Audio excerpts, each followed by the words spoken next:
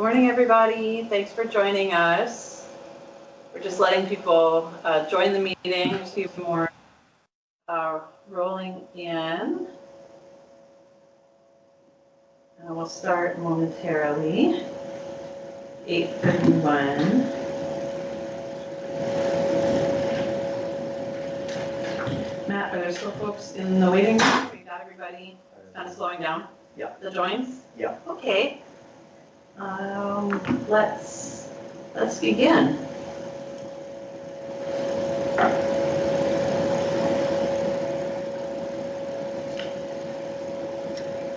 Okay. Thank you all for joining us today for what is, I think, the 8th convening or 8th convening of the Integrated Solid Waste Management Task Force meetings. Today's topic is related to photovoltaic panels, and you'll be hearing from State Department of Health personnel, as well as the prime consultants on this project, Tetra Tech, throughout the presentation, and there'll be opportunities for public comment, as well as task force comments throughout. On the next slide, we will introduce our task force members with a roll call, and then introduce Department of Health staff that are here present in the room here in Pearl City at headquarters, and the consultant team, and then our guest speaker, which I believe there'll be 2, and maybe they're both here at the beginning, otherwise we can introduce them as their time comes up through this long meeting. So thank you all for your attendance today. For the task force members, if you would kindly, I'm going to call out your name, and if you kindly just turn on your camera and mic and reflect your presence.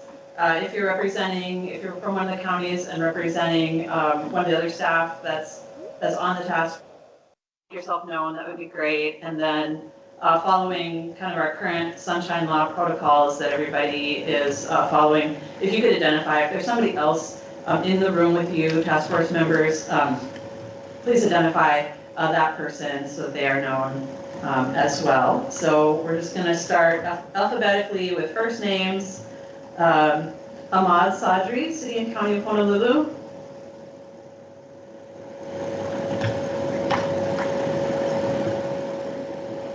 No. Allison Fraley, County of Kauai. Keolaki, representing Allison Fraley for County of Kauai. Thank you. Dominique Henriquez, RRR, Triple R Recycling.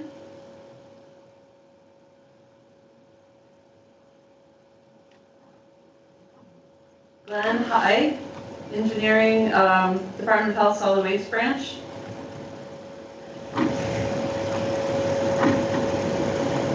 Okay. Joe Hernandez from PBT.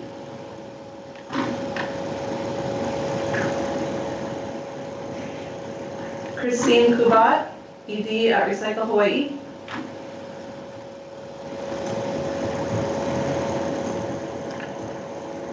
Nicole Chatterson, Director, Zero Waste Hawaii.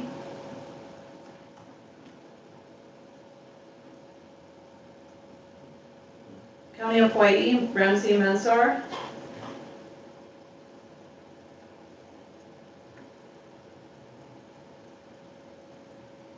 County of Maui, Robert Schmidt.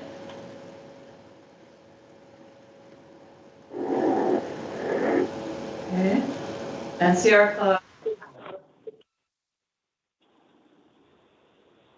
Okay, so Dominic.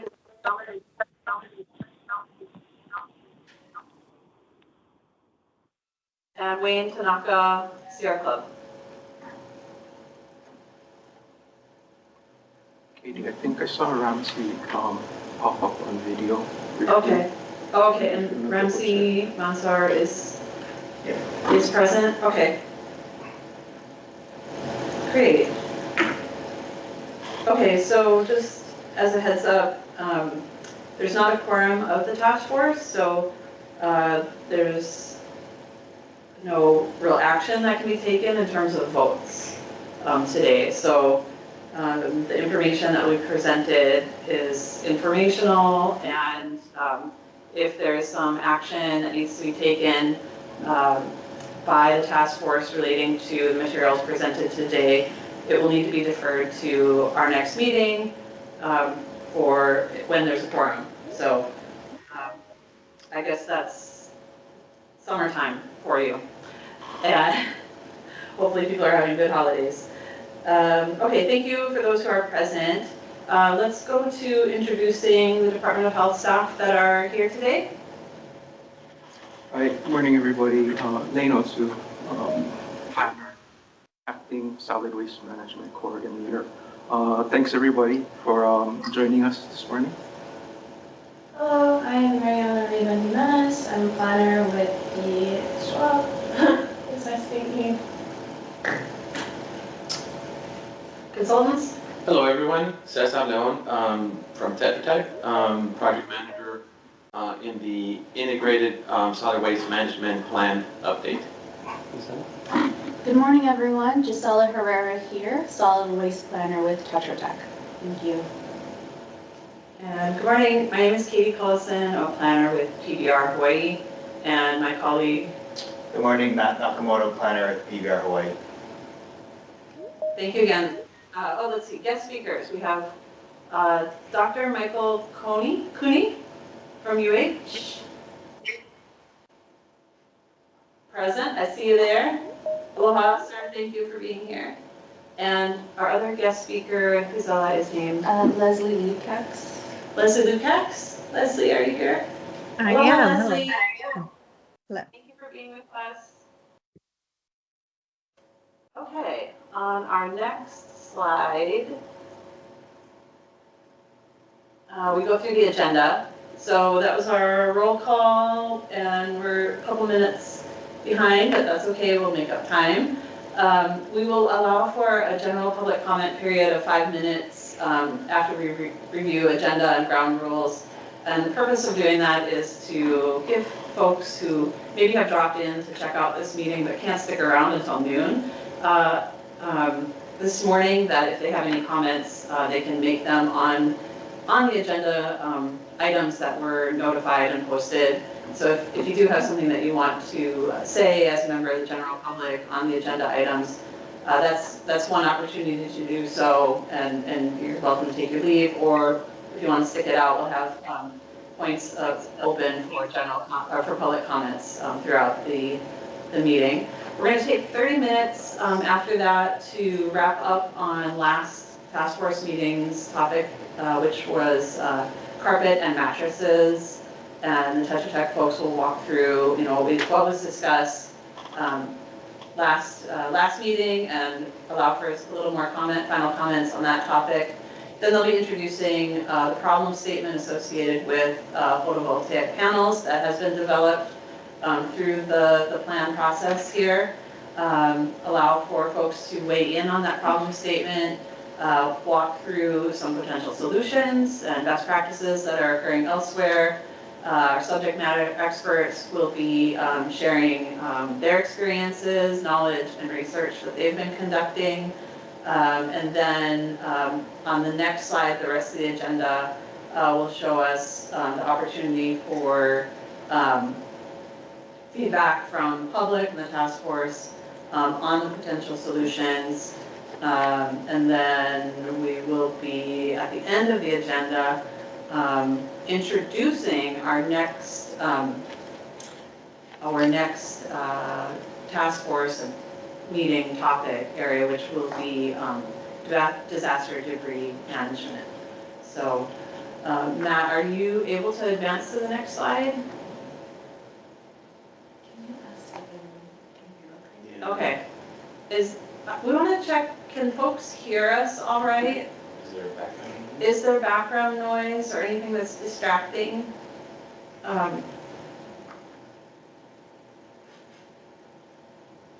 would be in 20 minutes.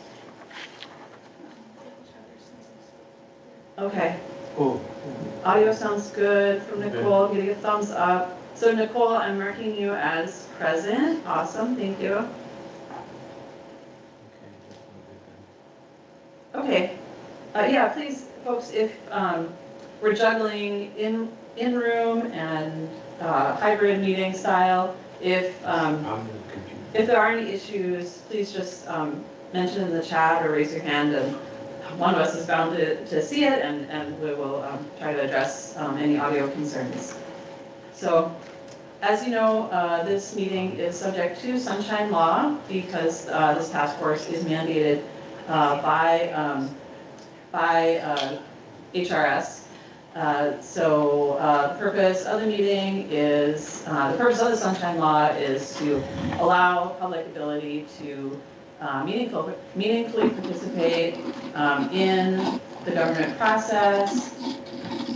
These meetings are open to the public and will follow state sunshine law. And then, of course, a reminder to task force members, you guys are all quite familiar with sunshine law, but discussion of meeting topics outside of this venue is prohibited unless a permitted interaction group is formed. So if you could be mindful of that, that would be wonderful so we can stay in compliance throughout this process. And then on the next slide, I think we're just showing some ground rules, which, as you all know, is just please extend aloha to your fellow participants throughout, and as has been done throughout this whole process. So thank you so much. I think we can move on to an opening for public comment. So this is an opportunity here for anyone, like I said before, if you can't stick around all morning and had something to say about any of the agendized items, you surely are welcome to say your piece now. So I'll pause there and look for any raised hands from the public.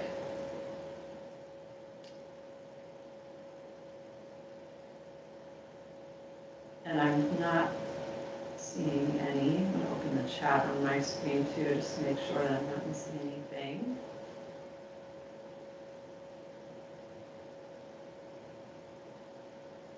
Okay, so seeing none, we'll move on. One thing I noticed, just for folks in the room, there's a little bit of a lag between the time the slide goes up on the screen here in our space and what is happening on in the Teams for those who are virtual. So there might be just a slight lag. So we have moved on to the slide that introduces carpets and mattresses, and at least on my screen that hasn't advanced, but it might also be the internet here. No, you could stay on that one, and I'm going to hand off to Tetra Tech folks to wrap up on what we discussed in our last task force meeting. Take it away. Thank you, Katie, and hello, good morning, everyone, and thank you for your participation in today's task force meeting. As Katie mentioned, we will now be transitioning into the potential solutions wrap-up for our previous topics, which were carpet and mattresses. And so these next few slides that we will be going through will cover potential solutions that we discussed for consideration to enhance the management of carpet and mattresses here in the state of Hawaii.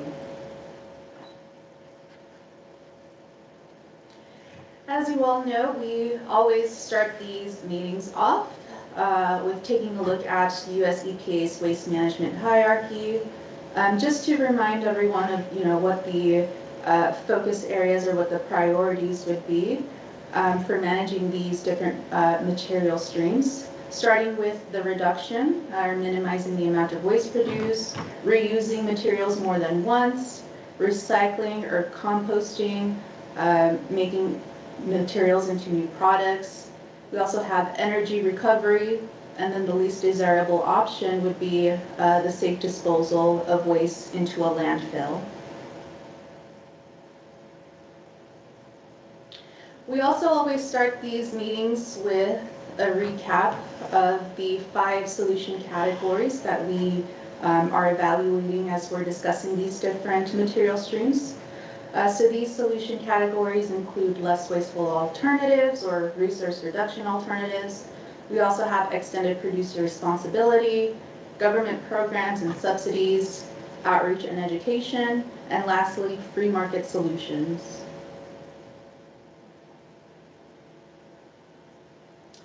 So the first two slides that we'll be going through were potential solutions that were presented, and then the third slide that we'll be discussing are additional solutions that members of the public or task force in addition to those solutions that were identified. So we'll be starting with carpet, resource reduction alternatives for carpet. So back in May, we highlighted the importance of supporting local reduce and reuse alternatives, such as deconstruction and carpet recovery workshops. We also discussed several different types of alternatives to traditional carpet materials, including bamboo, concrete, coir, cork, jute, linoleum, mycelium, natural stone, reclaimed hardwood, seagrass, sisal carpet, tile, and wool carpet. And for mattresses, we discussed as well promoting sustainable alternatives to traditional mattress materials, including organic latex, as well as organic cotton and wool. Regarding extended producer responsibility for carpet, we discussed considering enforcing a statewide EPR law requiring producers to design, manage, and fund programs to collect and process carpet. And we also did reference a couple of examples, including California's carpet stewardship law, as well as New York's carpet collection program law. And along those lines, we also discussed enforcing a statewide EPR law to establish minimum recycled content requirements for carpet sold within the state, such as those defined in New York's carpet collection program law. And for mattresses, the state could also consider enforcing a statewide EPR law, again requiring producers to design, manage, and fund programs to collect and process these materials. And there, we also referenced a regulation with similar requirements. We referenced Connecticut's Public Act number 1342 or HB 6437, as well as California's Used Mattress Recovery and Recycling Act and Rhode Island's General Law 2390.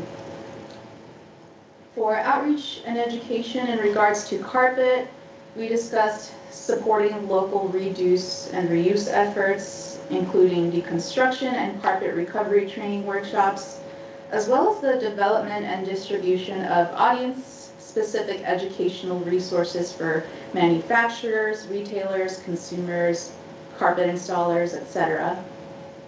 Another potential solution we discussed was supporting new and existing local reduce and reuse efforts through educational programs and resources, and establishing laws to implement a carpet and outreach and education program.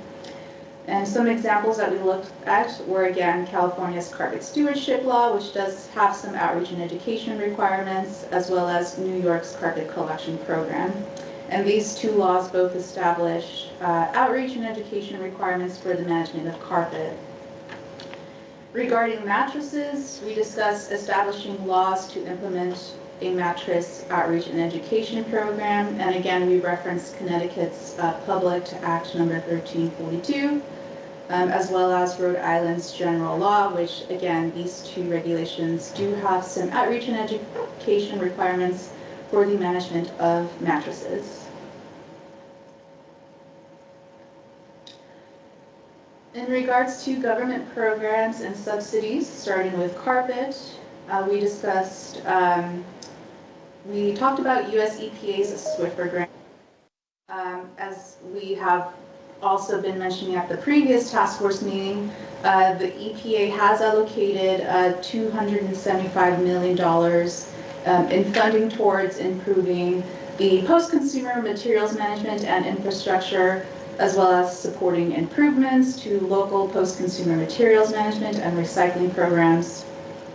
We also talked about House Bill 1305, which was a proposed bill that would have required the University of Hawaii's Economic Research Organization to conduct a comprehensive study and submit a report to the legislator on a policy approach that would encourage manufacturers to take on the cost of the end-of-life product management for certain products, which does include carpet. The bill did not pass, but a potential solution could be reintroducing the House bill or a similar one. Another proposed bill we talked about was House Bill 1326, and this was a proposed bill that would have established the Hawaii Zero Waste Initiative to manage the state's transition to a zero waste economy. It also would have required the Department of Health to seek market-based solutions that internalize the costs to producers, beginning with considering programs for products that have successful EPR programs in other jurisdictions, including but not limited to carpet. And again, this bill also did not pass, but again, another potential solution could be reintroducing this year. And actually, I take that back. The bill was reintroduced this year as House Bill 2740. So it has been reintroduced. We also discussed establishing regulations that require a minimum percentage of carpet to be recycled or reused for city contracted projects, such as Honolulu County's proposed Resolution 18-3. We identified a couple of county grant opportunities, including the Green Grants Program and Recycling Grants Program in Maui County, as well as the Recycling and Waste Diversion Grants in Kauai County.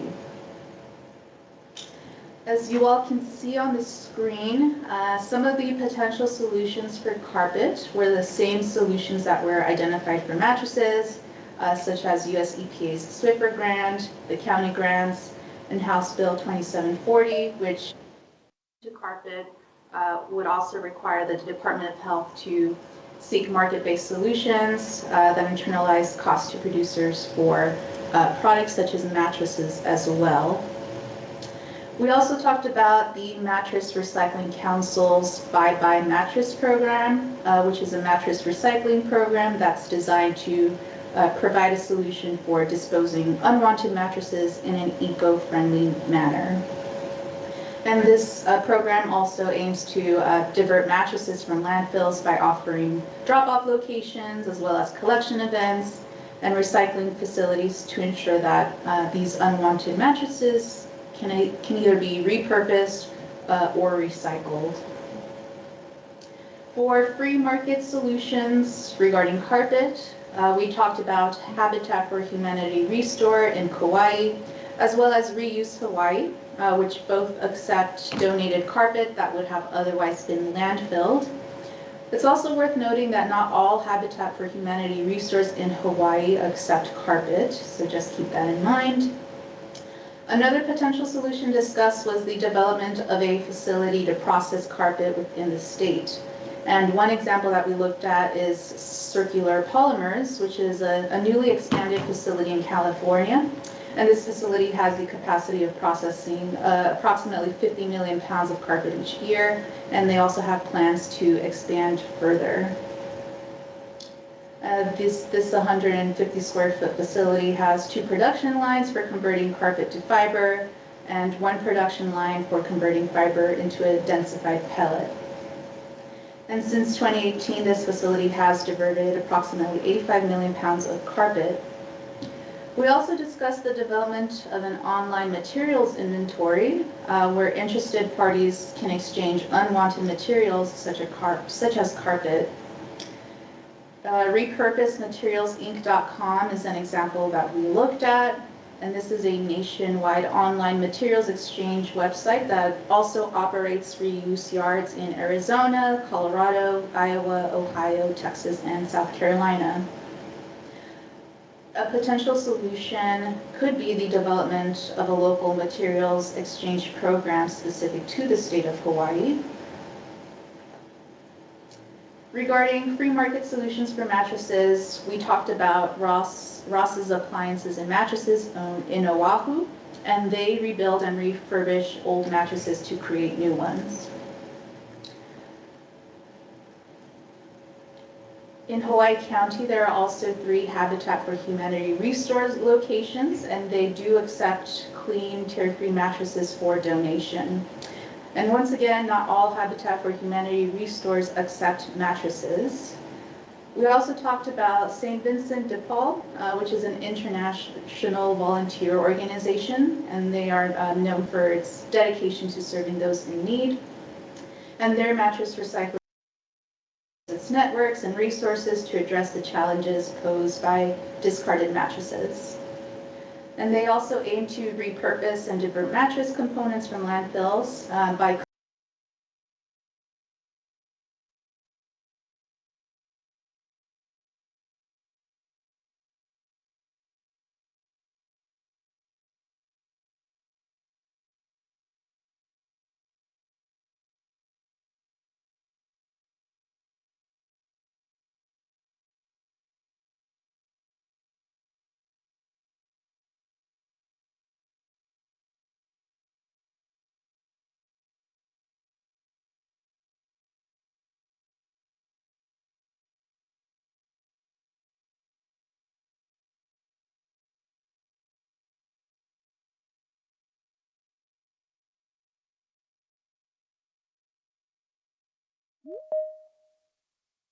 a better world, and this is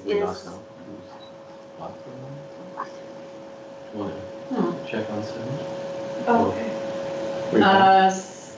Okay, thanks guys for messaging us that you lost sound.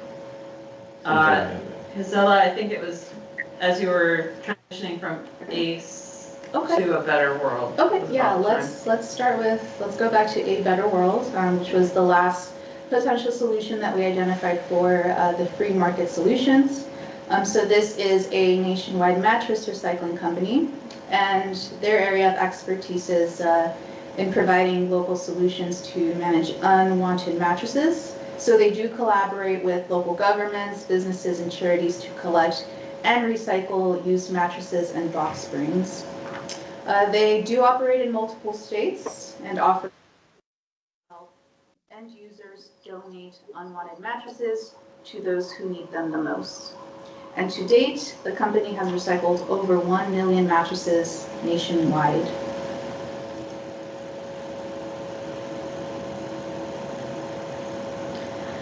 So now here is the list of additional potential solution categories that task force members identified at last month's meeting.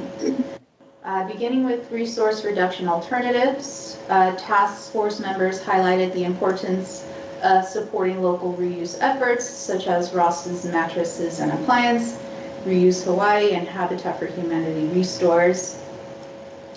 Regarding extended producer responsibility, task force members reiterated establishing a statewide EPR legislation to further manage carpet and mattresses, as well as establishing retailer take-back programs for these materials. And then lastly, for government programs and subsidies, task force members discussed organizing collection events for carpets and mattresses, especially in rural and low-income areas.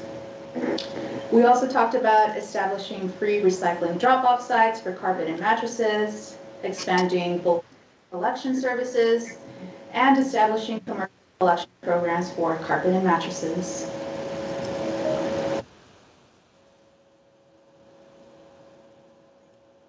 Okay, thank you, Gisela. Here's our second opportunity actually, for public comment.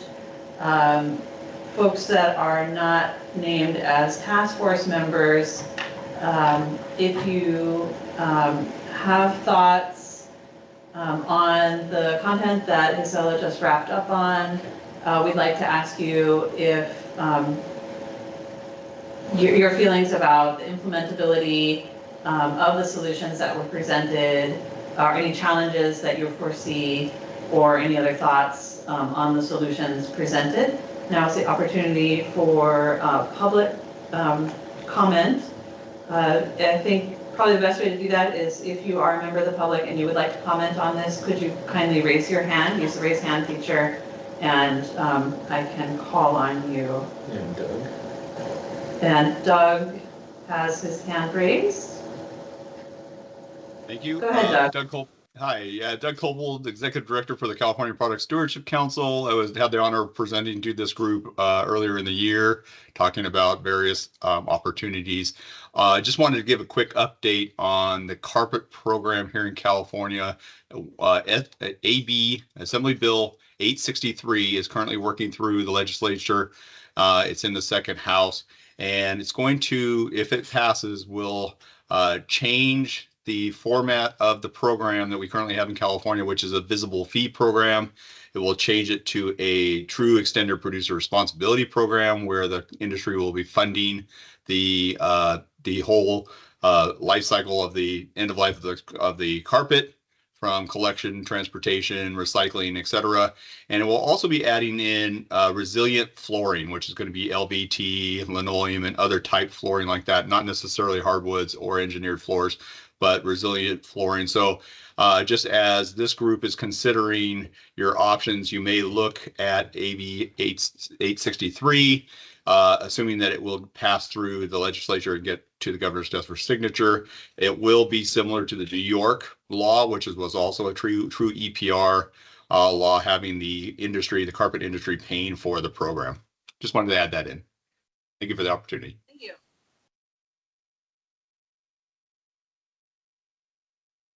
Thanks, Doug. Any other comments from the public?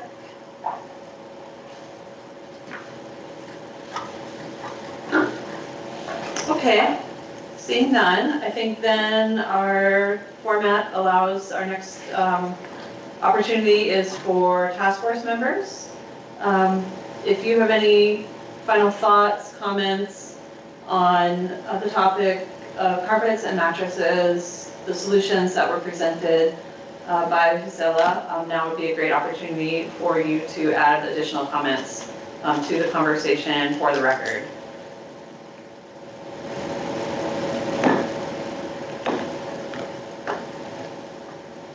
And if there are none, we'll move on.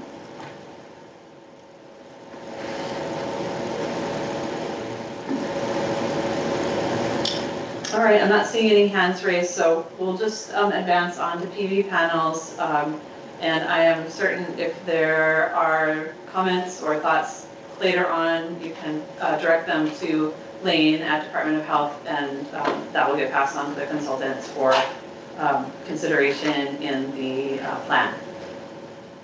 Okay, so we're ready to move on to today's topic, main agenda, which is photovoltaic panels.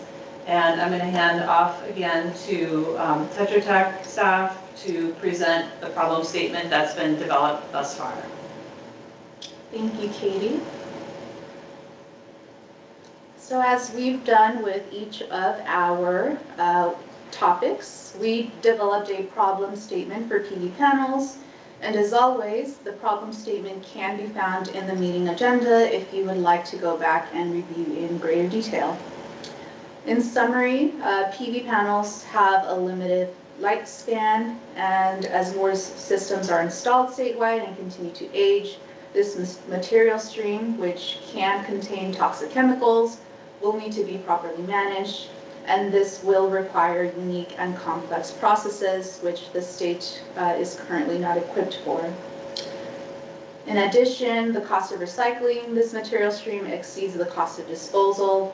And since there are no federal laws to mandate the recycling of PV panels, there is a lack of incentives, and this results in low recycling rates nationwide.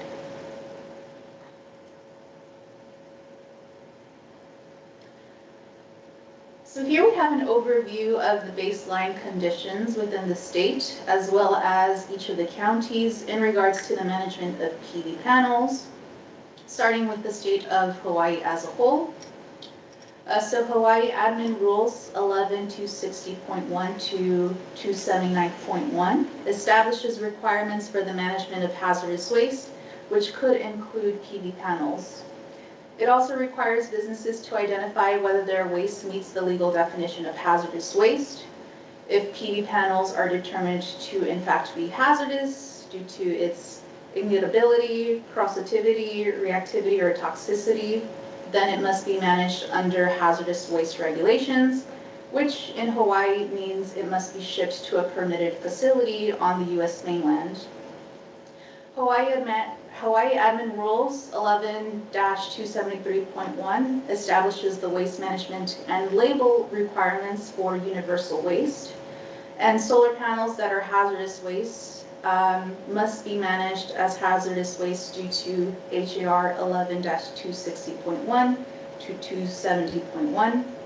If panels are determined not to be hazardous, then they can be managed as universal waste without having to make a determination of whether they are hazardous due to toxicity. Act 100 was signed in June 2015 for the purpose of establishing the Hawaii Community-Based Renewable Energy Program to make benefits of renewable energy generation more accessible to a greater number of Hawaii residents.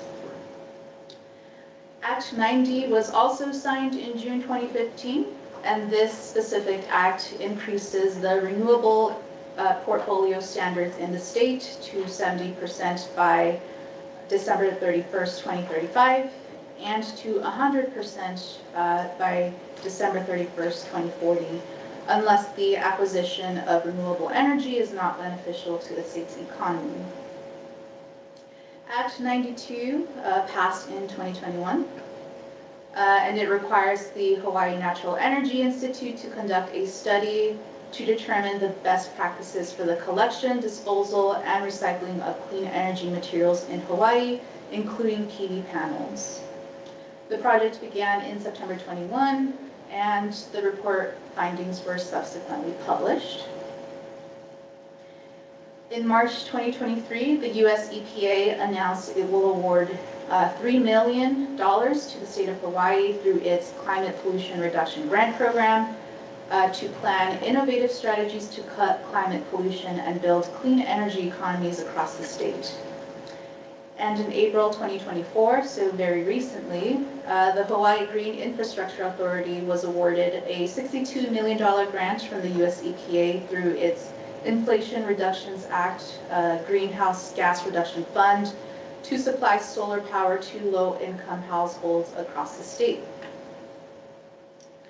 The GENS program, or also known as the Green Energy Money Saver on Bill program, provides financing for energy efficiency and solar system, and financing is available to eligible homeowners, renters, small business owners, nonprofit organizations, commercial entities, state agencies, etc. In Honolulu, Priscilla, if you don't mind, Noah from Department of Health Hazardous Waste is actually on the call and asked if they could provide a clarification on some of the state overview that you provided. Noah, this would be a great time if you want to just provide any clarifications to the information in the left-hand column that Isela just walked through. Thank you. Can you hear me okay? Sound great. Okay.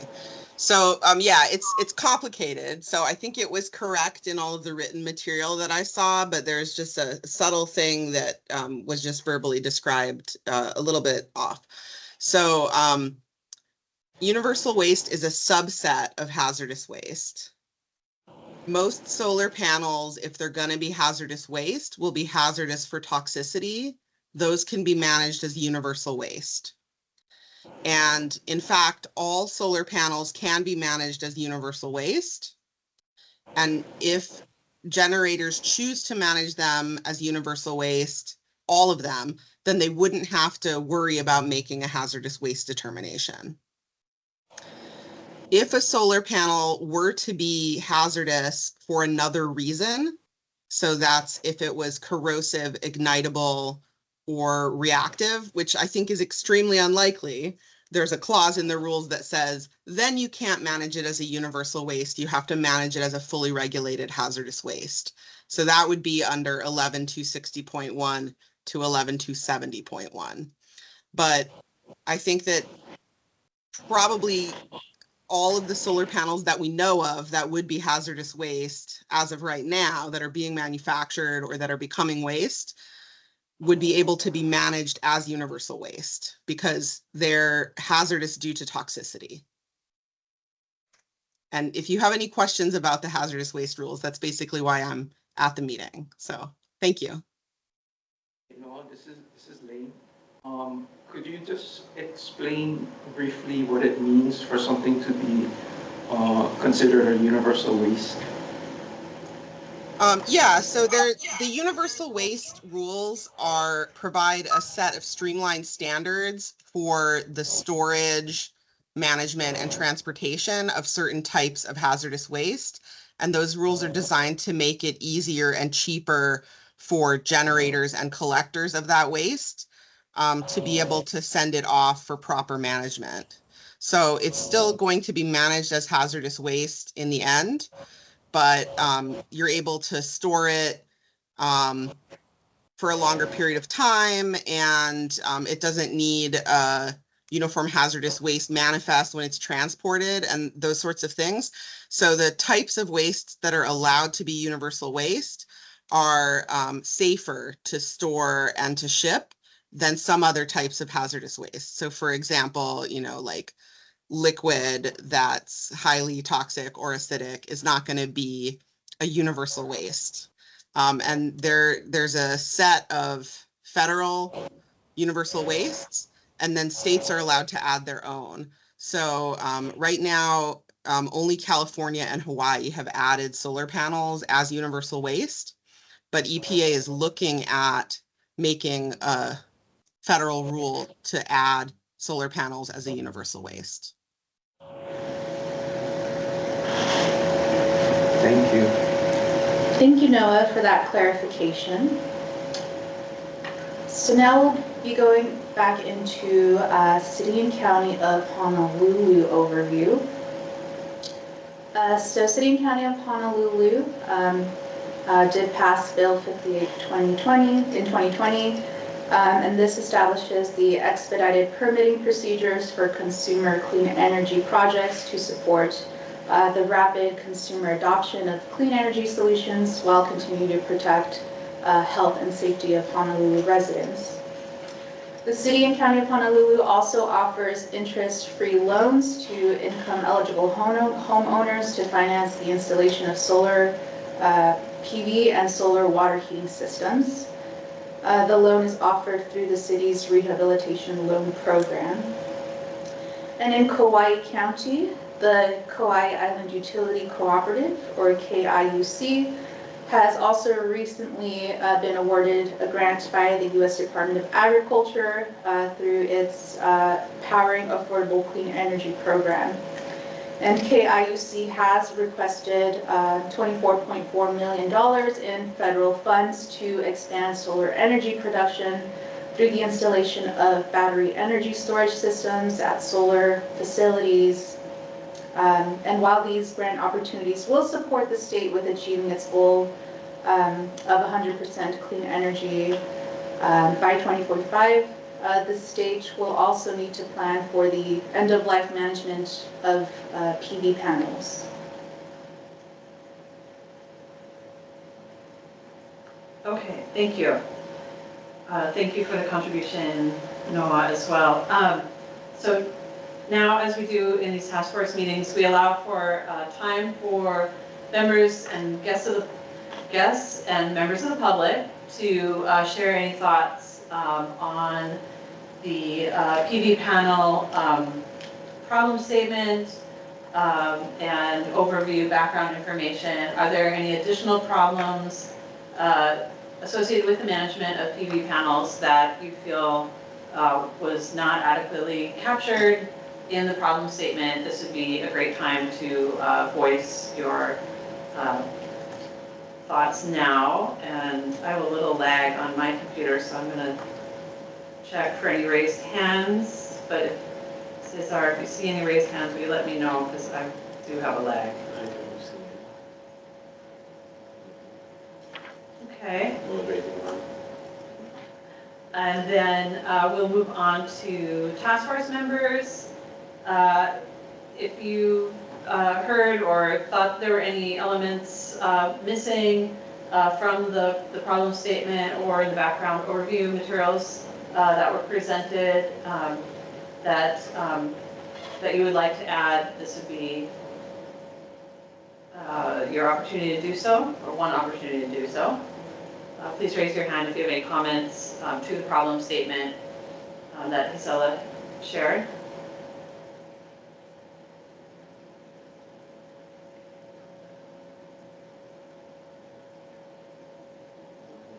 I see no hands, so, okay, so far we're all in agreement that this is the problem that we're dealing with.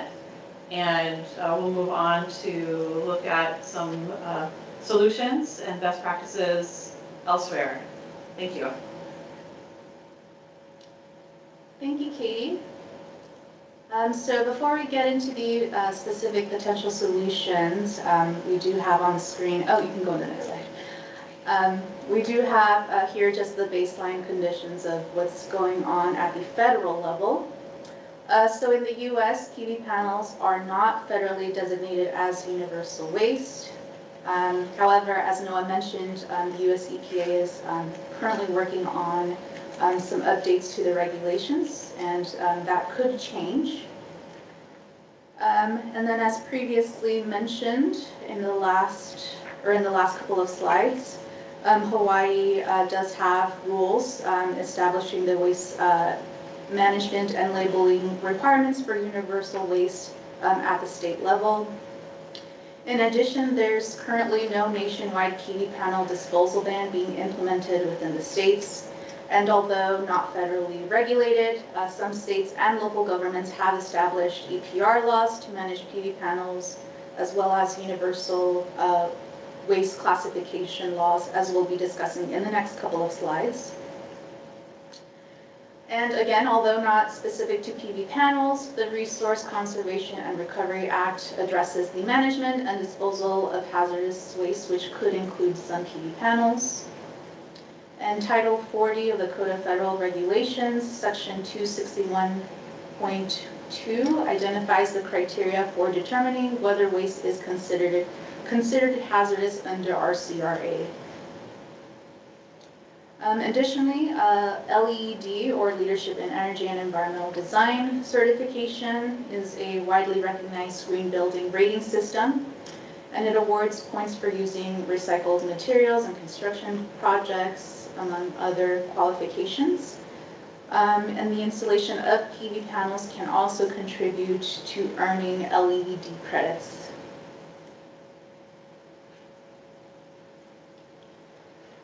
Effective as of July 2017, the Washington legislature passed Senate Bill 5939 to promote a sustainable local renewable energy industry through modification of its tax incentives. And one aspect of the bill created Chapter 70A 510010 RCW, also known as the Photovoltaic Module Stewardship and Take-Back Program. And this requires PV panel manufacturers to finance the take-back and recycling system at no cost to consumers, and ensure that the take-back and recycling of PV modules is done in a safe and environmentally sound manner. And in addition, a product stewardship organization could also act on behalf of the manufacturers to operate and implement the stewardship program. And in 2021, Niagara County, New York, became the first local government, the first and only so far, to enact a law requiring producers to finance solar panel recycling.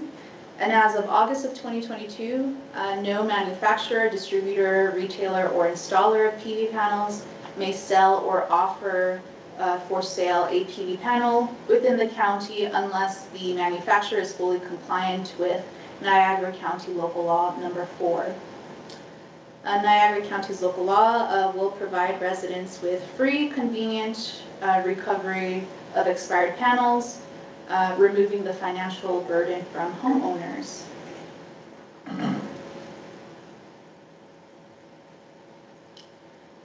And again, as Noah mentioned, currently there are only 2 states in the US that have implemented regulations for the classification of PV panels as universal waste, one of them being Hawaii, and then the second one is California. And then here we just have a flow chart of an example of what the circularity of PV panels could look like.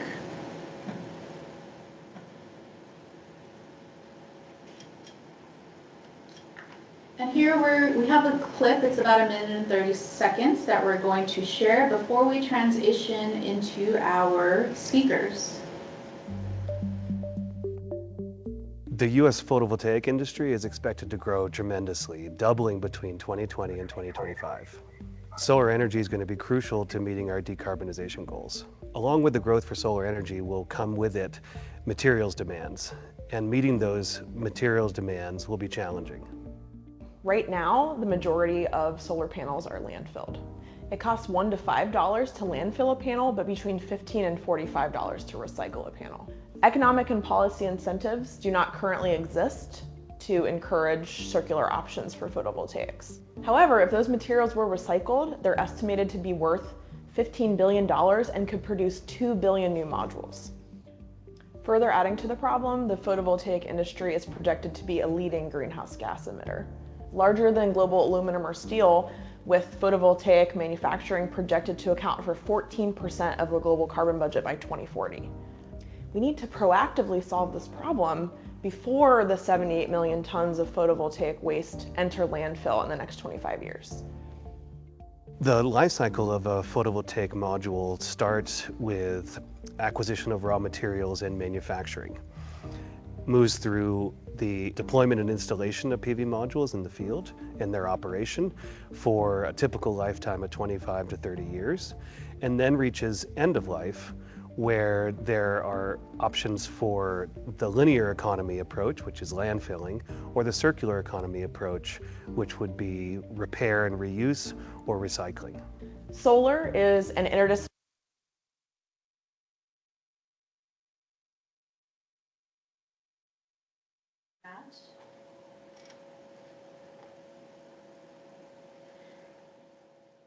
We will now be transitioning into our speaker portion of the meeting.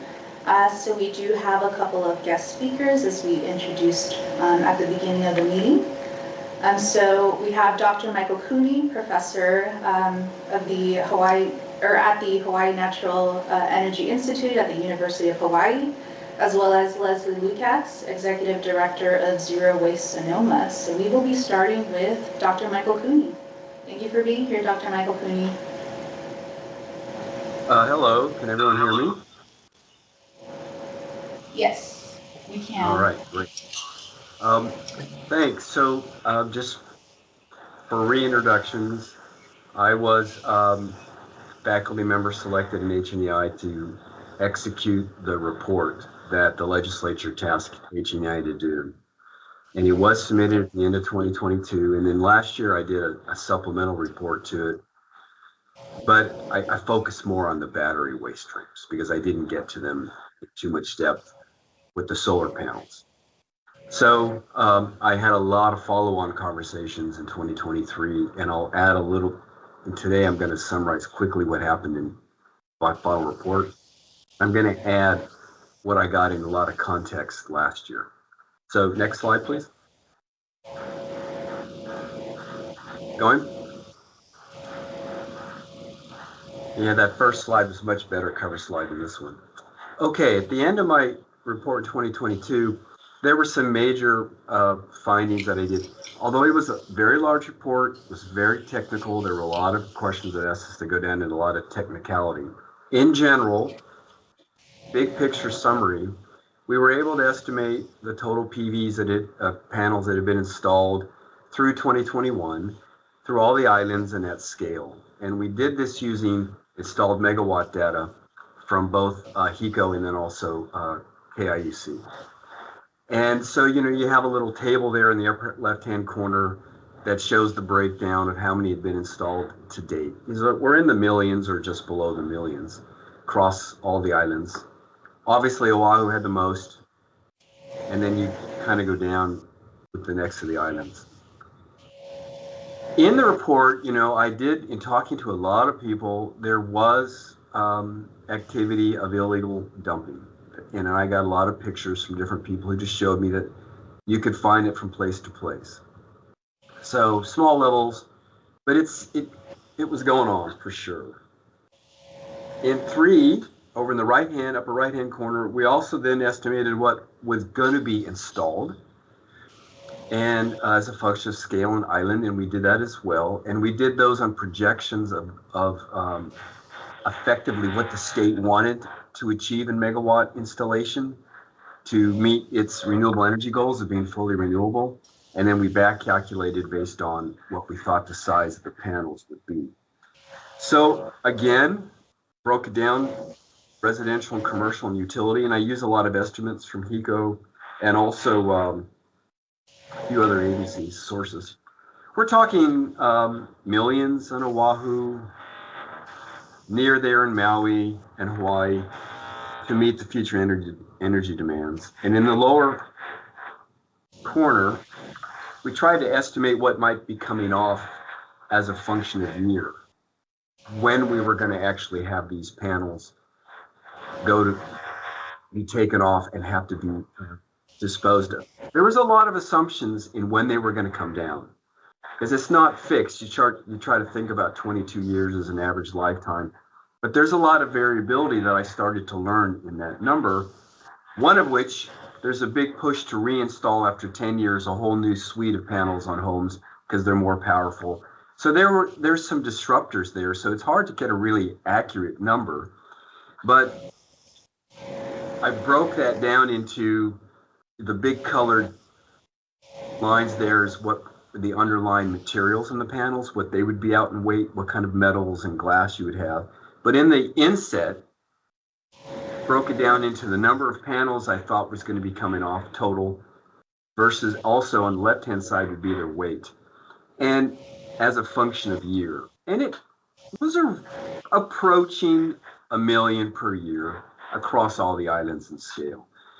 Long story short, a sizable amount, you need to deal with it. I think we proved that through statistics in the data. Some main conclusions that I got by talking to everyone I talked to that I summarized in the bottom left-hand corner. When you're dealing with to get rid of the panels, landfilling on the mainland is about $5 at a hazardous waste facility. It's about $2 at landfill, and it does go on. You can get quotes for landfilling. And I was talking to people who were basically California ports. I called people in Nevada and others that were doing it. And the point that I brought that up for was to point out that landfilling is kind of a competitor to recycling, and it kind of is a bit of a disruptor, because at that time, the recycling business was having a hard time getting started. It was still kind of in startup mode. Recycling is about $23 to $36 per panel without shipping. When you add in shipping, I think it's going to be about $47 to $50 to get it off our island. And one of the big differences in the cost is the frames. The frames have the value. I'd like to point out that once you take the panels off, the frames off, the panel that remains is not particularly valuable. And in fact, in talking to lately to people who are actually pushing panels to recycling, recyclers don't want just the panels because they kind of disrupt recycling streams that they might mix the panels with. It's glass, it's Tedlar, it's just materials that really don't have a lot of value, and they can contaminate other recycling streams. So it's going to cost you money to recycle. And the reuse market, which I'll talk about in another slide, to repair and reuse, it's viable. FabTech is a company that's doing it in Arizona, but a lot of the panels they get in are already broken and cracked. And they're finding a lot of the panels being shipped out of Hawaii that they receive are also cracked by the time they get them. It has to do with loading them in the containers, the weight, the handling. It's not a valuable product. So people on the mainland, they don't really want panels without the frames. And I'm bringing this up because I know there's been an effort here or a law to allow the deframing in Hawaii. So you can pack more panels in a container and theoretically make it cheaper to ship, but it's decreasing the value of that as a recycled product. Okay, next slide. Now the good news is, before I talk a little bit about my views of EPR, we do have a process in place now in Honolulu, privately run, to get rid of the panels, to take them away. And it's done by Inter-Island Solar, and I really want to champion them as a private group that actually put together a program to take back the panels and to arrange the logistics on the mainland to recyclers. So I really applaud them for doing it. They'll charge you about $47 a panel. You can get reductions on that price based on, do you stack it palletize it for them, other sorts of little things, but your upper value is about 47. And in talking to people in the field who deinstall, take panels down, I know some who are using them. They're quite happy with it. It's a good service, but not everybody's using it. EPR, I want to talk about that just a bit from the Hawaii perspective. It's still a challenge alternative for PV panels. There's 2 states that have passed the laws, and they encountered some challenges and pushback from industry. I do want to point that out. That industry is still fighting this. And in those few states that have put the EPR laws in, they have faced some pushback in that certain manufacturers have told installers, don't put our panels in that state because we're not going to follow through on the requirements of the EPR. Those requirements is not just the money, but it's the requirement to create the stewardship program and all the other things that go along with it, the administrative part. The other issue, and in Washington State they face this, is that there's this entire 20 years of panels that have been put in place beforehand, and there's really no tracking. And one of the things the manufacturers will be asking for in EPR, one of the things that they may not get it, but it's one of the things I know they were asking for when I was doing our report, is they only want to pay for their own panels. And if that's the case, if they get that way, then you're going to have to do the tracking. In any EPR law that gets passed, you've got to have someone's got to do the tracking to identify this panel with that manufacturer, so they'll justify paying for it. If you don't want that, then you got to have an EPR law that counters that. One of the problems you have with the fact that only 2 places have passed EPR is that, and in Niagara County, I think they're down to 1 company that will actually install panels in their county. So they face those struggles too, and that can raise the rates when you buy panels, because if only 1 company's working in there, then you have sort of a monopoly. So, but you can't get competition of the cheapest or best panels. I know installers like to have the full choice of panels to offer their customers. Alternative is being pushed in California right now by the SPSC, Product Stewards Council, where they want to push the cost onto the end user, whoever's holding the panels, but it's still in a state mandated law. And so you kind of have these 2 extremes going on, and 2 groups pushing these 2. NSAC, for example, is really pushing for EPR, and I hope they're successful. I have my doubts, but that's my personal doubts, but I'm really backing them for actually attempting to do this, and I applaud their efforts. But it isn't worked out yet, and I advise Hawaii to not go down the road of passing any kind of a stewardship or EPR law until this is settled in the mainland. Until you finally have a major market like California put something in law, I think we run the risk of being isolated with a set of laws that manufacturers don't want to deal with, and then they just move away from our market. I think that's a real risk that I just caution you to think about.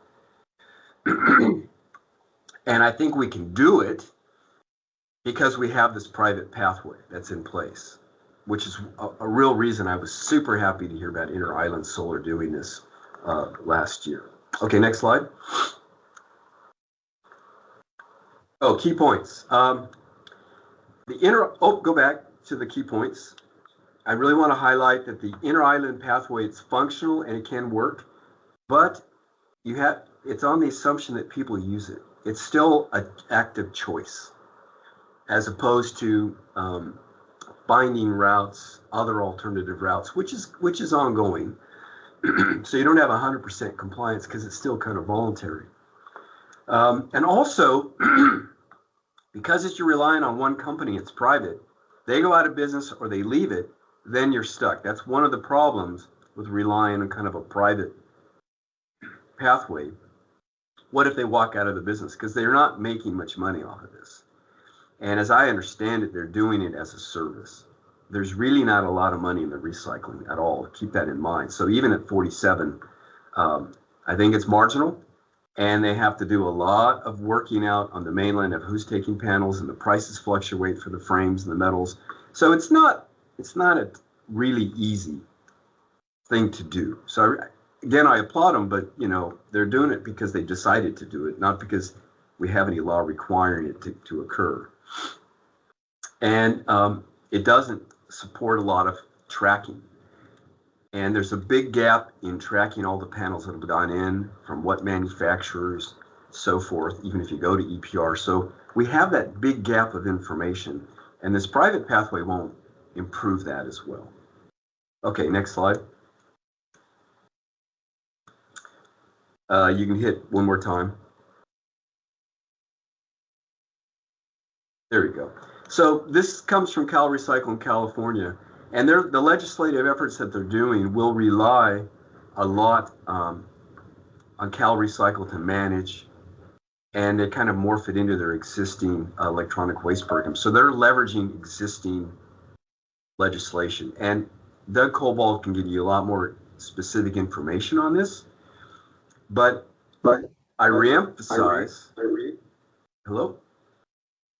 Oh, I emphasize, I think we should wait until California sorts out its legislative process. And once they have something in place, I think my advice is we follow California because of its size and its market demand. If you choose not to, if California doesn't get a full EPR in, and you really want to go down the road of EPR, then I would talk to people at NSAC and others in Washington, Niagara, and also the Minnesota Pollution Control Agency, because they're actively working on EPR and they're kind of mimicking the same laws so that they get some kind of uniformity. And at least then you start to get an aggregate market size because you're merging in with a lot of other states. I just don't think Hawaii should try to do this solo. And when you go to do the legislation, I highly advise you bring these folks in as consultants and learn everything that they've done, because they've been really dealing up front with the industry manufacturers and SIA and all the other interests. And I don't think we should try to do it on our own. They've learned a lot. I think you should just pay them as consultants to help you write the laws. Okay, next slide. Right now, this was a figure that I created where this is kind of the range of how you would pay or get the recycling done, where the money is going to come from. And on the far left is full EPR, manufacturer, extended producer responsibility. They do everything. On the far right, you're down to the waste generators are paying an environmental fee at the end of life when they take the panels off the roof. Right now, that's kind of where we're at with the inter-island pathway. That's kind of where we're at, and it's not in law. It's done as a consumer thing. There's some laws pushing it. I shouldn't say not in law. Technically, it's against law to put the panels into the waste, into landfills and so forth. So technically there's no end place to send them. So you're assuming everyone is going to pack up the panels and ship them off. That's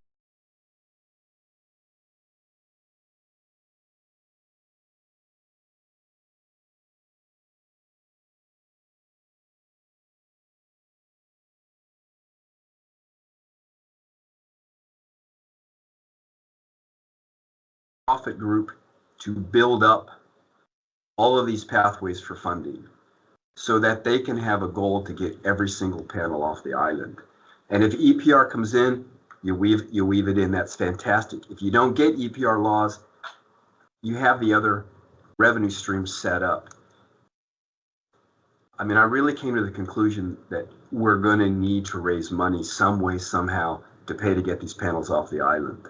And it's best to get it in law, and it's best to administrate it through a stewardship program, nonprofit, but try to write it in a way in which you can incorporate all these revenue streams. Okay, next one, next slide. So while I think a well-funded stewardship program that funds the recycling of panels will greatly encourage full participation of capture, it's going to need legislation that written and passed that establishes an EPR and a stewardship program to run it. I think any attempt to pass the EPR laws in Hawaii, it's going to meet resistance from industry. You just need to understand that right now it's going on. It's an ongoing battle. It's normal. And you can expect some potential restriction of manufacturers to participate, even if the EPR law is passed. That's why I think you should wait for a big market like California to get something in place, because then those manufacturers will follow in Hawaii what they have to follow in California, because they're not going to leave the California market. Minnesota recommended EPR. They had a workshop group, the Minnesota Pollution Control Agency, and they worked with industry for several years and all the stakeholders. And at the end, they made the recommendations to their legislature, and they got kneecapped by industry. I want to point this out. Now they're reforming and they're redoing it again, but you got to be a little careful. Industry is a mixed, they're a double-edged sword here on this one. And be careful of agendas and just understand it's going to occur, and you may not get everything that you want, but you're going to have to work at it, and it's going to have to be negotiated, and you're going to have to go through these steps or follow what the other states do. I recommend that if EPR leaning legislation is passed, again, model it on the existing ones, either Washington, Niagara, what's being moved in other states through NSAC, or follow what happens in California, okay? And I know there's efforts to get EPR in California, and I know there's efforts to go more of a visible fee route. Who knows who's going to win? I mean, this is the politics of it all. Okay, go next. So in summary, the good news is the PV panels, they are easy to repair if they can be repaired, if they haven't been cracked or damaged, and then to reuse. Now that market is not as big as everybody thinks for a bunch of reasons. They face competitors. The competitors are new and cheaper panels. It's sort of like the car market. Used car market is not as attractive if the new cars coming out are cheaper and better. People start to wonder, why should I buy a used car? That's kind of going on with PV panels. And future projections are much stronger, much more powerful PV panels. And I know that you should just make this point. A lot of installers, they don't push the repair. They'll tell owners, yeah, give us your panels, we'll send them to some place that's going to repair and resell them. But everywhere, installers want to reinstall 10 years later. Like there's this whole new installation thing going on where after 10 or 12 years, a lot of installers are going back to their customers to put on whole new systems because they're more powerful and so forth. That's happened to me. When I did my negotiation, I was thinking I'd have them for 25 years, period. That's what I did all my math on. As an owner, I bought it and I took the loan out. I was approached recently, to put in a whole new system because new powerful panels. So I know that's a business model. You should just be aware that that's going on, and that kind of undermines the repair reuse market. It's not as strong as you think. And you can talk to people at FabTech, they'll tell you that. But recycling, it's going to stay. It's here. It's definitely established industry now. And there are, in Arizona, Nevada, for example, there are places you can have your panels recycled. It's just going to cost you money. I do believe manufacturers will continue to oppose to cover the costs of end-of-life treatment and to run stewardship programs. It does not mean you won't find warriors out there like the folks in NSAC who finally get EPR passed. God bless them. I hope they do. I believe in that. But let's be practically pessimistic and assume that it may not fully happen. A lot of these companies are in China, and they don't necessarily, it's hard to force them to do things unless you really get a uniform, in my opinion, federal law that says EPR shall be the law of the land. When it's all mixed up between states, it's more difficult. But the efforts, NSAC, CPSC, the MPCA that's in Minnesota, they're all trying to get EPR laws passed. Some of them are also taking a step back and they're willing to negotiate what they can get. So let's see what happens. Hawaii is isolated and we're a small market, so we don't have much influence. I really encourage you to remember that. We can't really go around and do stuff other states aren't doing, in my opinion. So I think we should wait. In the meantime, Inter-Island Solar is there. They put in a great program. There is the problem that if you outsource to a private, if they happen to go out of business or they happen to leave, you're stuck without anything. That's the downside. But the good side is they're there. The upside is that it's happening. So anything the DOH can do to help them, I recommend you try. Anything the state can do, I recommend. So the DOH could beef up its enforcement, that you can't go to landfill or any of the other places that it kind of happens in the underground market. Beefing up enforcement to stop that pathway will only help Inter-Island Solar get more business. And if the state wants to pass laws that give tax incentives or any other business-friendly laws that help companies like Inter-Island Solar make a little bit of money off of this, power to them, because I think that'll help. Because this stuff isn't going to get off this island unless someone can get money to pick them up, collect them, package them, ship them, and pay for the recycling at the other side. And I think we should be kind of, we should recognize that and just kind of accept it as a reality. That in summary, after all 3.5 years of talking to a multitude of people, is where I've landed in my recommendations. Okay, thank you. That's it. Dr. Cooney for that informative presentation. So we will now be transitioning into Leslie Lukak's presentation. If anyone does have questions or comments for Dr. Cooney, we do have an opportunity for Q&A at the end of Leslie's presentation. So with that, I will turn it over to Leslie.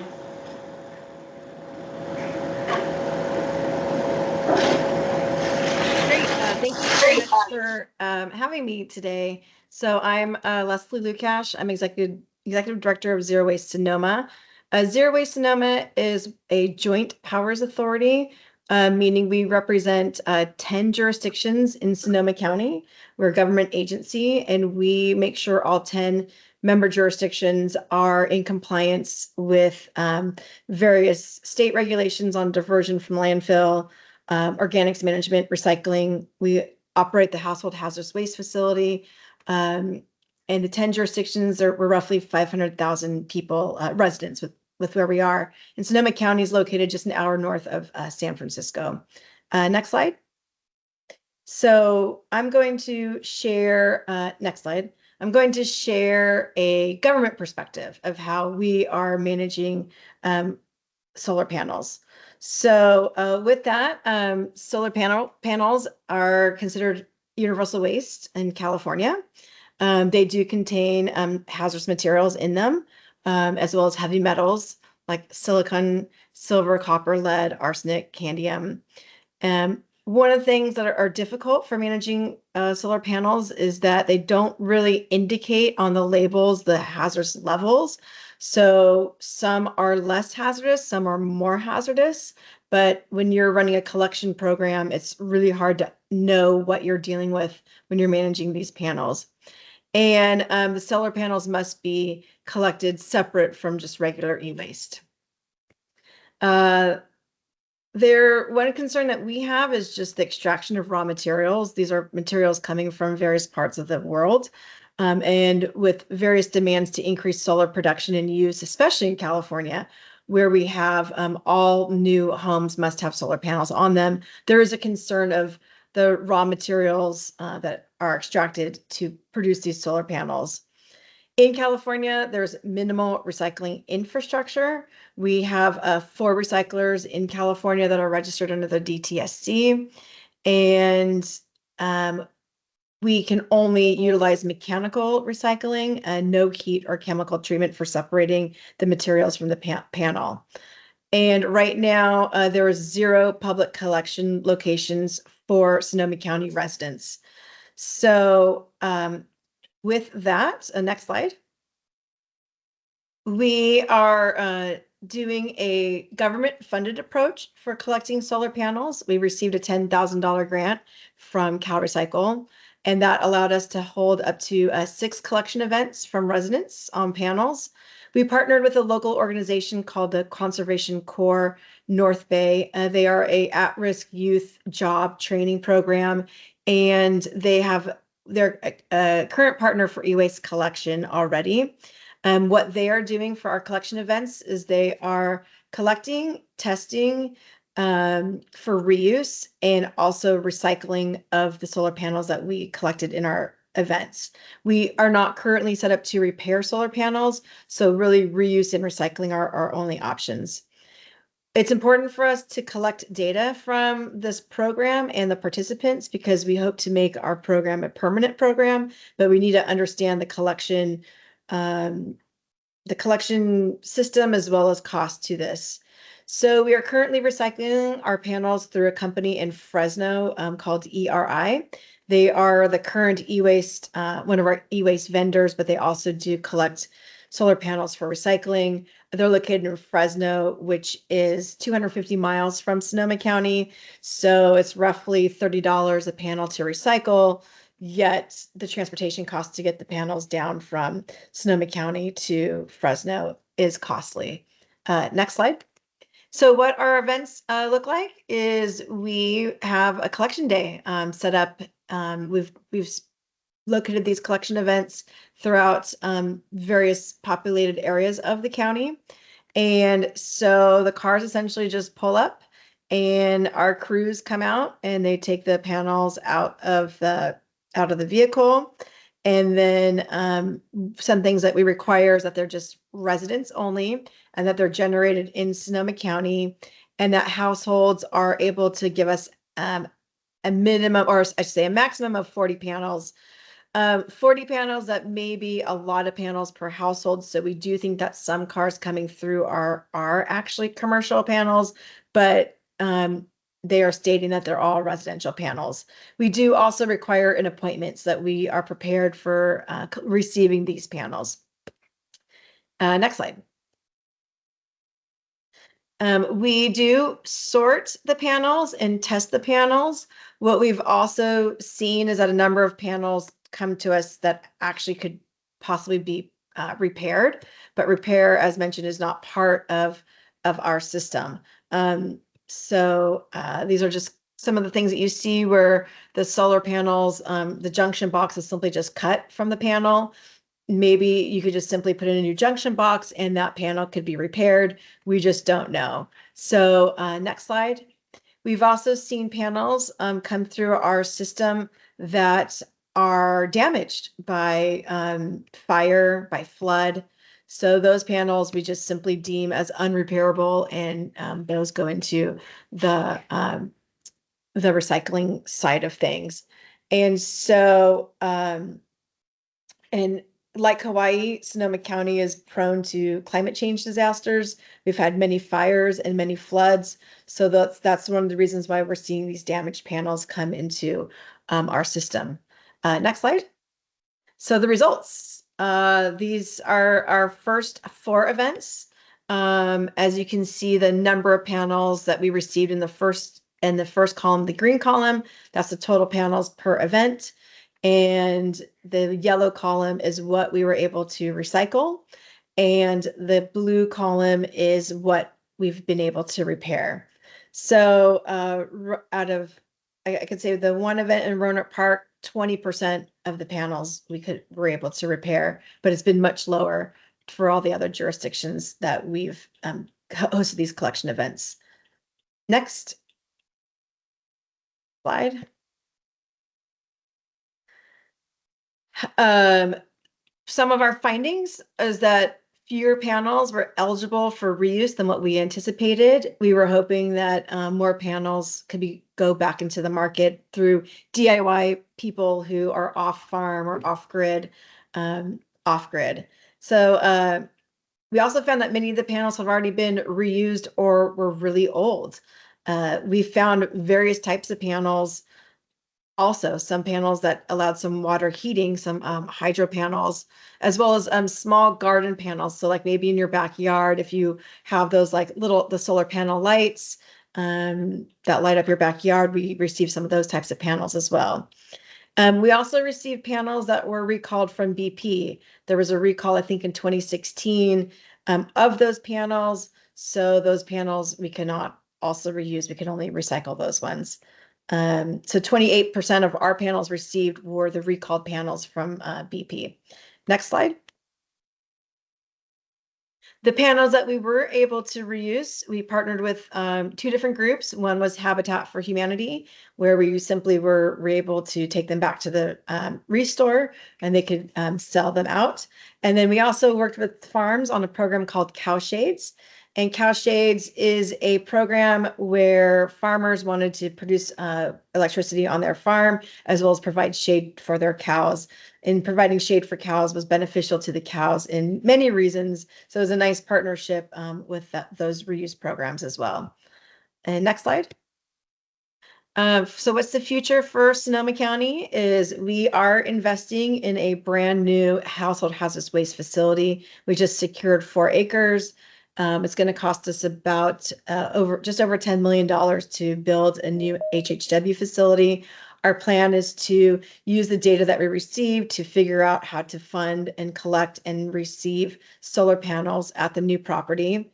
And we will likely charge for this program. Obviously, there's cost to it. But as a government agency, we do support EPR regulations because we do feel like it's the manufacturers who should be funding these programs, not the state or government entities like us.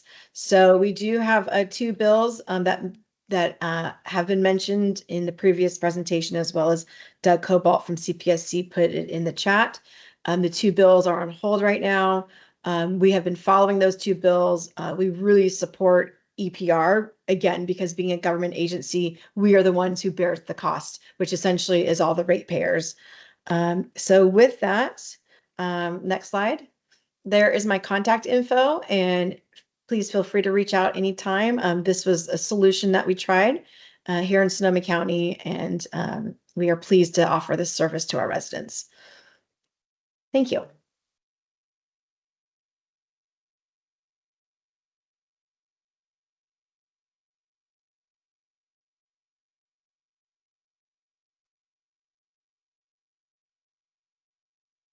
And that's it. Now is the opportunity if there are any questions or comments for any of our speakers. Lane, I think we're on mute here. Yeah, I just unmuted. Oh, okay. Yeah. I see a hand raised. Oh, that And you might be can me. take my Sorry. slide down too.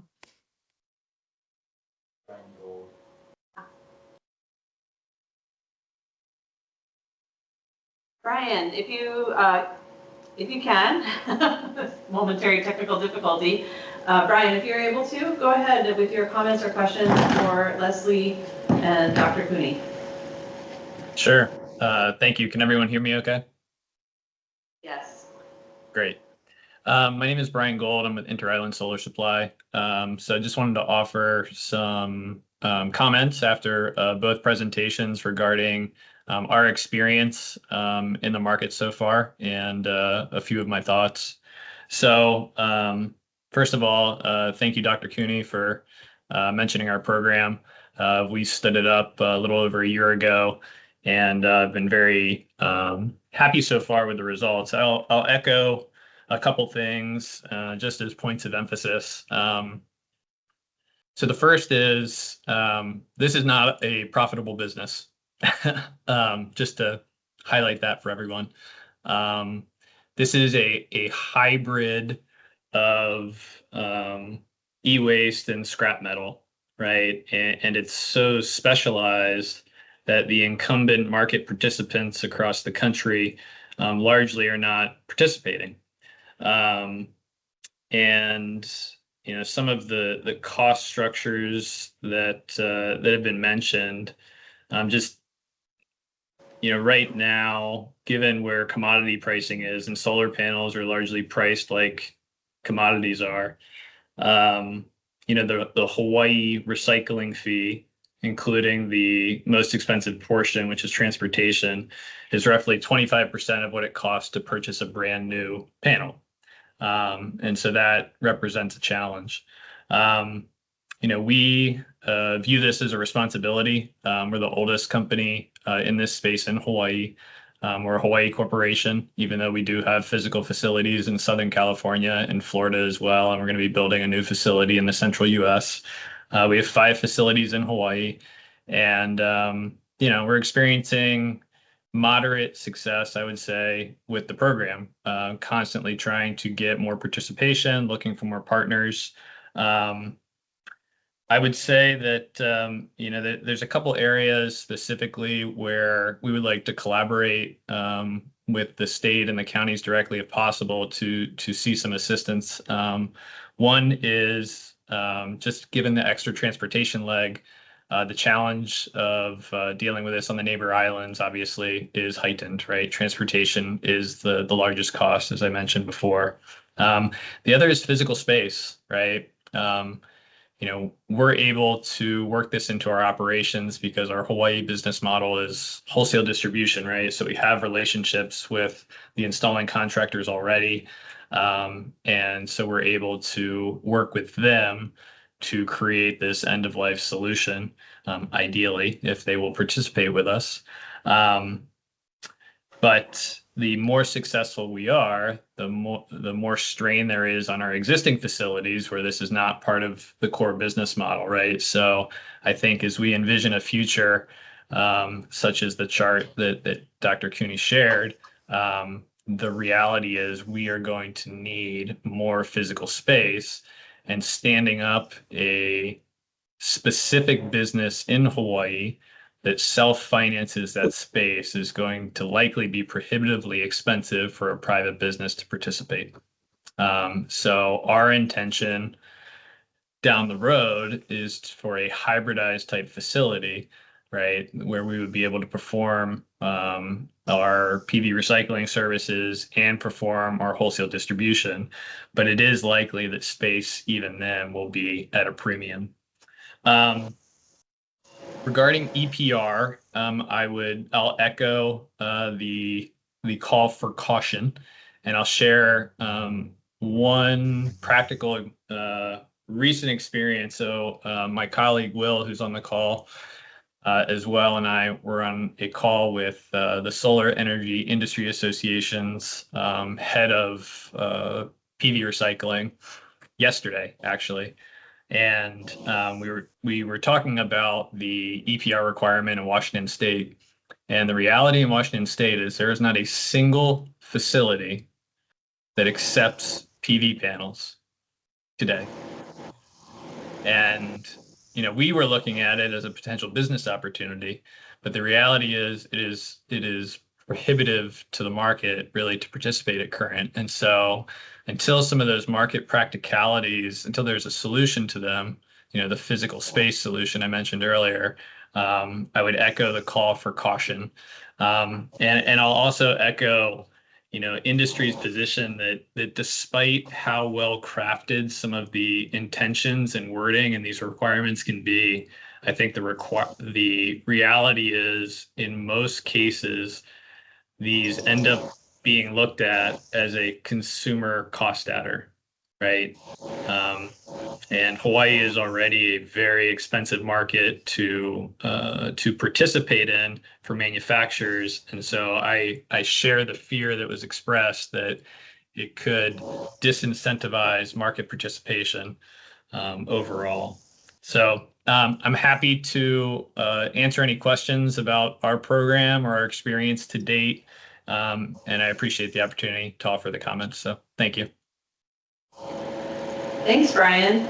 We'll take comments in the order that the hands were raised. So next up is Joelle Simone Pietri. Joelle, did you have some comments or questions? Hey, yeah, so first off, I'm actually really glad that Brian and Inter Island Solar Supply spoke up. One of my questions was going to be, is anybody actually doing PV recycling in Hawaii going to be presenting like Inter Island Solar Supply? So, because that seems it would be prudent to do for a well-informed state integrated solid waste management plan to have the practitioners actually doing the recycling be providing information into the plan. So that's like the question and comment, which is, you know, what is this planning process doing to include the actual practitioners of recycling in the state? We're getting great information on how things are done outside the state, but there can be significant differences doing stuff on islands in the middle of the ocean as opposed to on a continental landmass where you've got, you know, different locations. We reached say.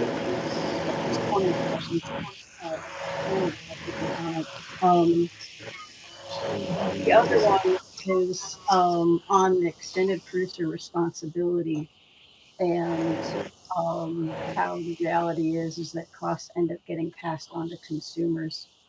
At this point in the Hawaii market, there's been a lot of work done to kind of democratize solar and make it accessible to ALICE households, you know, at limited, low income, you know, disadvantaged communities. So with like community solar programs and those kinds of things. So adding EPR now would actually increase the cost of solar just at the point in time when a lot of people have been working really hard to actually make it more accessible to lower income consumers. So it just needs timing to simply assume that the private sector, which really needs the user, is going to have to pay for it.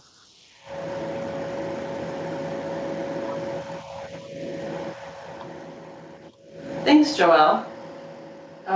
We noted your comment about the need to connect with local organizations, and I am aware that that was the intent and effort, and that is why Inter Island folks are present today. So thank you for acknowledging that, as well as the expense that could potentially fall upon disadvantaged communities and just regular people trying to get by here in Hawaii, getting into the solar market. After Joelle, I've got Michael, no last name, next with hand up. Oh, Dr. Tony. Hi, it's me. Okay, I'm gonna circle back a little bit on something Leslie said, and a lot to echo Brian, and to try to answer a question that Joelle, I think, just brought up. First thing, I want to get in everybody's mind, PV panels are not mattresses. They're not carpets. So they are very difficult to recycle if your goal is to extract out of it precious metals or trace metals that are woven into the fabric when they make the panel. The whole processing of these panels is such that the amount of metals are put in are very small. They're often sprayed on because they're expensive and they're trying to reduce the cost of panels. And it's all in the circuitry. And they're reducing the amount of these metals in the panels anyways. Then there's this entire heat treatment, and they lay down layers of polymers that cover everything. Long story short, to get those metals out, you have to go through really energy intensive heat treatment processes, or you got to use chemically intensive chemical processing to where you dissolve everything. And then you have to separate out those metals using sophisticated unit operations. They're energy intensive, they're costly, and some of them use a lot of hazardous chemicals. So these are not trivial plants that you have to build, unlike mattresses. So I do not foresee in Hawaii us ever having a recycling plant. They'd have to get a hazardous waste processing permit of some sort, and I don't think the DOH is really up for giving those permits to begin with. But second, even if you could, I don't think it's economically advantaged, and I don't think we should be involved in having something that requires so much energy or chemicals being brought in from the mainland on ships. So I think our best, for this particular material, our best option is still to ship. What Inter-Island Solar does, they're not a recycler. They are a logistics. They collect, sort, ship to recyclers, and they do all the coordination. Very valuable. I still applaud them for doing it. But I want to reiterate what Brian said. This is not a business to make money. I would like to encourage everyone to realize this is a pay-to-dispose industry. I don't think we can look at it any other way. I think you can simplify it. If you just all accept, you're going to have to pay to get rid of the panels. If you don't want them in your landfills, or you don't want them burning in H-Power, we got to pay to get them off. And who are you going to ask to pay for it? The end consumer, or the consumer at the beginning? Manufacturers, they all have complications. It will not be a simple answer. It'll likely be a hybrid of all of them, and it will take some sophisticated legislation that I think will take in a lot from the piecemeal around the country. It will not be an overnight solution, in my opinion. I really think if you're going to rely on the private pathway, you got to start supporting Inter-Island Solar big time. Whether you give them free land for storage of the materials, whether you give them incentives, they need support. If you want this to work, and you don't want to do EPR stewardship laws and do or allow other things to come in, you got to support them. You got to get behind them now because they're not making money, and this is interrupting their other business, which is to bring the panels in and to install. They're one of the few groups I've seen that actually thought about the end, and I think they should be applauded and rewarded, and they need to be helped. I really emphasize that. The last thing about Washington State, when they put in the EPR, just remember one thing. They don't have the staff to do the tracking. They don't have the staff, and I was told this, offline in those conversations that you have. It was like, we couldn't enforce EPR anyways, because we don't have the staff to track, to do the accounting, to do all of that. So if you want that, you also have to realize you're going to have to beef up the DOH or whoever is the stewardship program that you have, the nonprofit to run it. They got to have staff to do it. This will cost money. You have to decide where you're going to bring it from, but please realize one way or the other, you're going to have to pay for this. And where you raise it is the question, and how you run it is the question, but not whether you got to pay for it or not. Okay, that's it for me. Thanks, Dr. Keeney.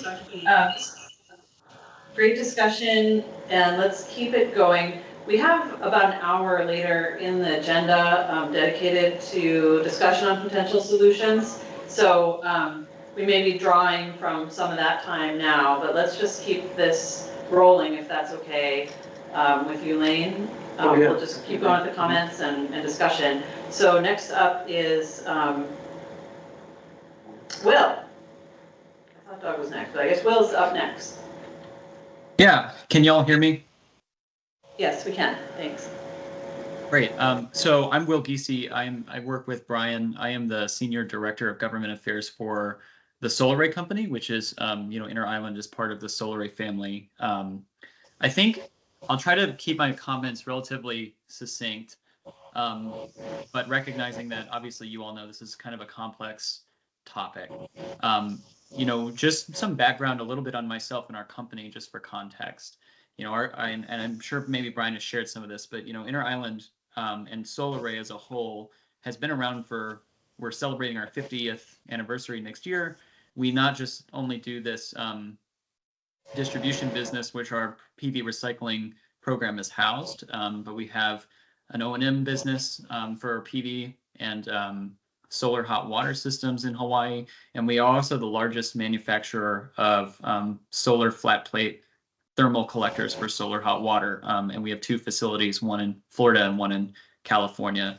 And part of the reason that we felt like, and I'm sharing that, part of the reason that we felt like this PV recycling fits within our business line is that it provides a service to Hawaii. It does not make us really any money, but we're pretty well situated as a company to handle this type of service. And I think we are also pretty well situated to expand it, which is, Brian has shared kind of some of our plans as a company on how we want to expand it.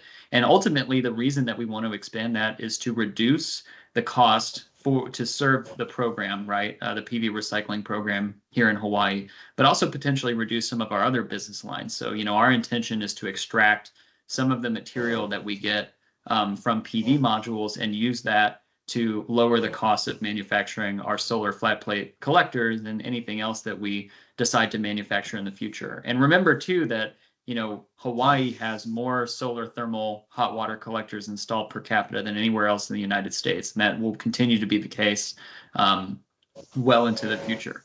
And so for us to be able to kind of reduce all those costs and build some efficiency, not only within our company, but within, those broad services that go to the state, that's kind of why we see an opportunity and why we're willing to spend some resources and money in making this program successful.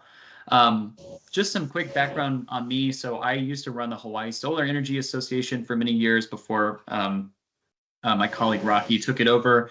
And when I left in 2021, I went to join the National Solar Energy Industries Association as their Southeast director. So I oversaw 11 different states in the South doing different types of regulatory and legislative policy around solar. And part of the reason that I got so into recycling is because I did a lot of work around building out decommissioning and recycling policies in that region of the United States.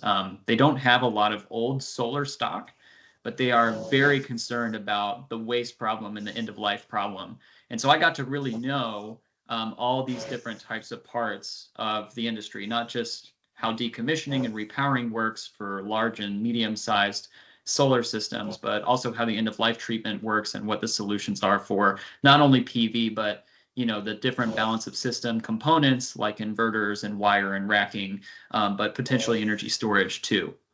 And so when I joined this company back in May, I thought, and Brian, agreed with me that it was a really good business line to get into, and it fit really nicely with kind of what we're already doing. So really the bulk of my comments here are a little bit of more information on our program, and Brian has done a really good job sharing some of the stuff that we do, and I don't really feel the need to kind of add some of that. One thing that I will say though is that, well, actually just a shout out to the DOH personnel on this call, especially Noah. So sorry to kind of shout you out in person, but she has been invaluable in helping us navigate this space in Hawaii. And she has been super helpful in making sure that we really wanted to get into this in Hawaii and do it right. And we wanted to make sure that we weren't only like just receiving and storing the modules correctly, but we had all the required documentation that we needed to per the DOH regulations. And Noah has been incredibly helpful in helping us navigate that. And that kind of resource is just invaluable to a company like us trying to do this. One of the other things that we do as well is that we track every module, make, model, and year that we receive and then ship out to PV recycling facilities that we have partnered with on the mainland. And the other thing that we do is that we vet, we personally go and visit the sites where our PV modules are being recycled to make sure that those facilities are not just, receiving stuff and then they're kind of putting them into a landfill after they grind them up, right? So we are very careful about who we decide to partner with on the mainland. And when we eventually build our own facility, we want to make sure that we are airtight on everything that we want to do for processing, and that we're kind of emulating all the best practices that not only exist in the United States, but my intention is that, the highest level practices that we can for being an e-waste recycling facility.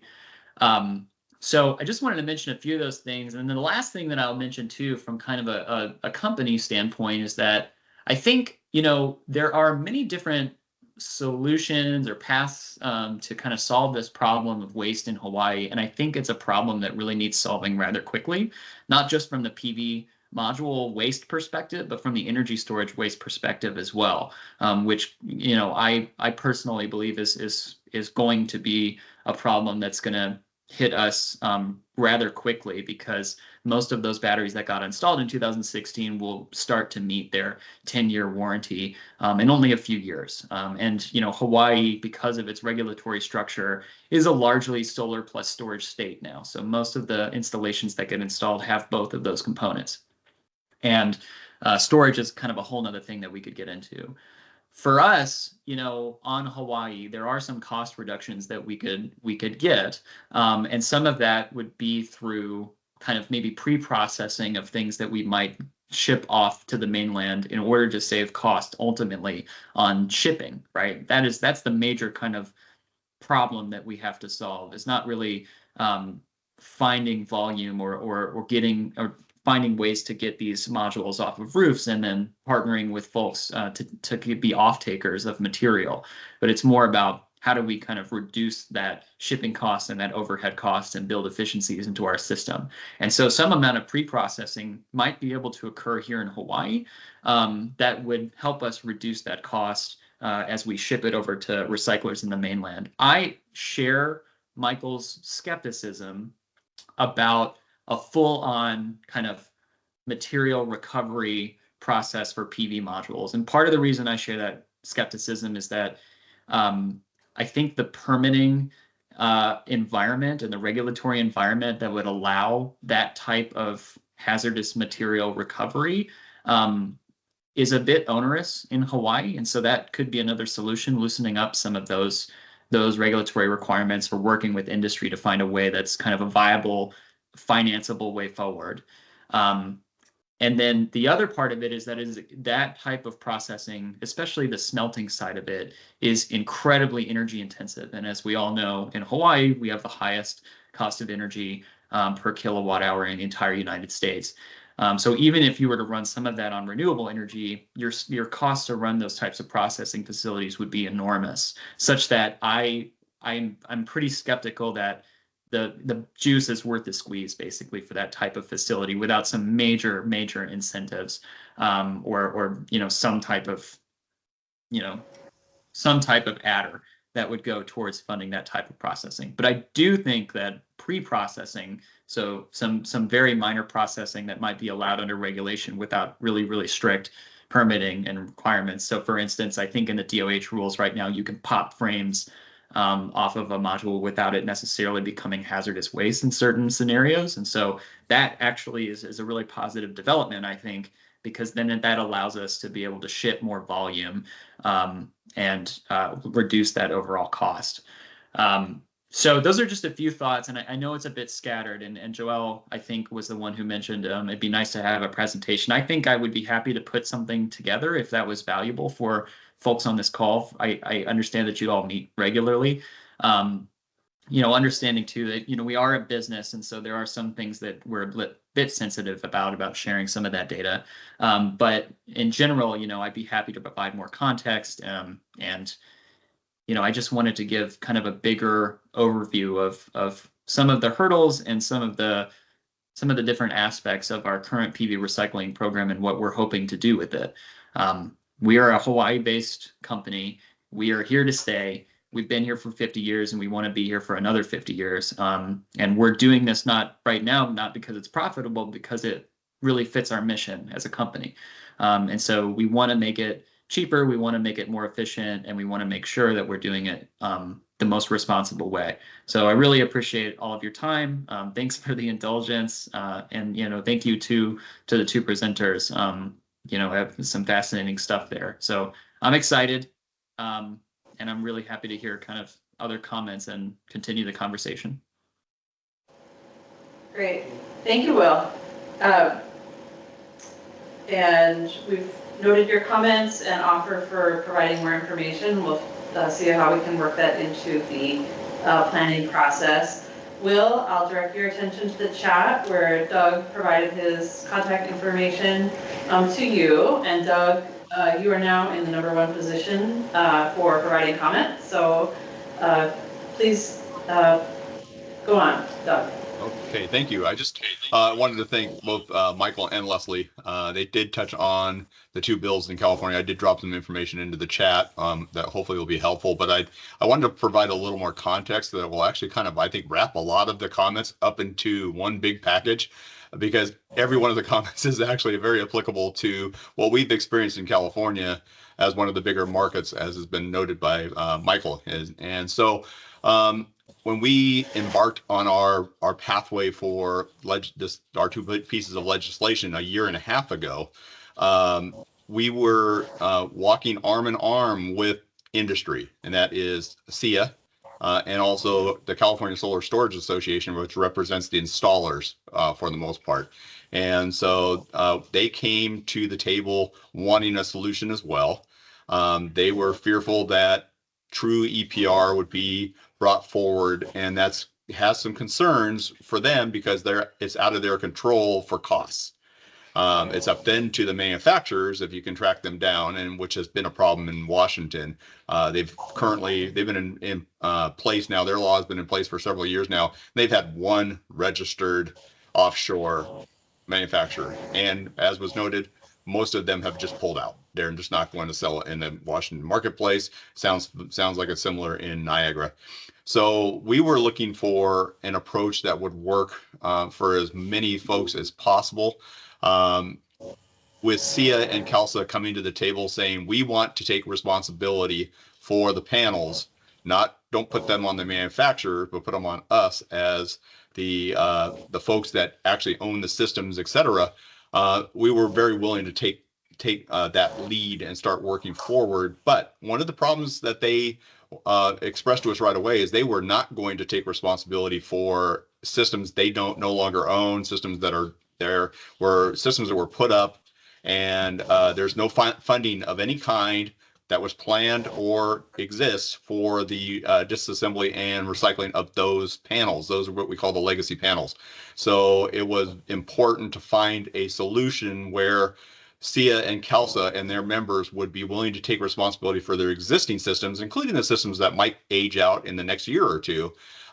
They're willing to take those on. They just weren't willing to take on the legacy panels under any circumstances. So that's when we developed the hybrid approach that I mentioned in the chat, where we're about 18% of the panels would be covered under a visible fee consumer responsibility program. And that's basically any property owner that owns the system on their rooftop. If they bought a leased system at the end of the lease, if they bought a property with a non-assumable lease program or system on it, or if those were the main ones that would trigger what we call a consumer-owned system, and that would be triggered for a fee if they replace that system and they continue to consumer own it.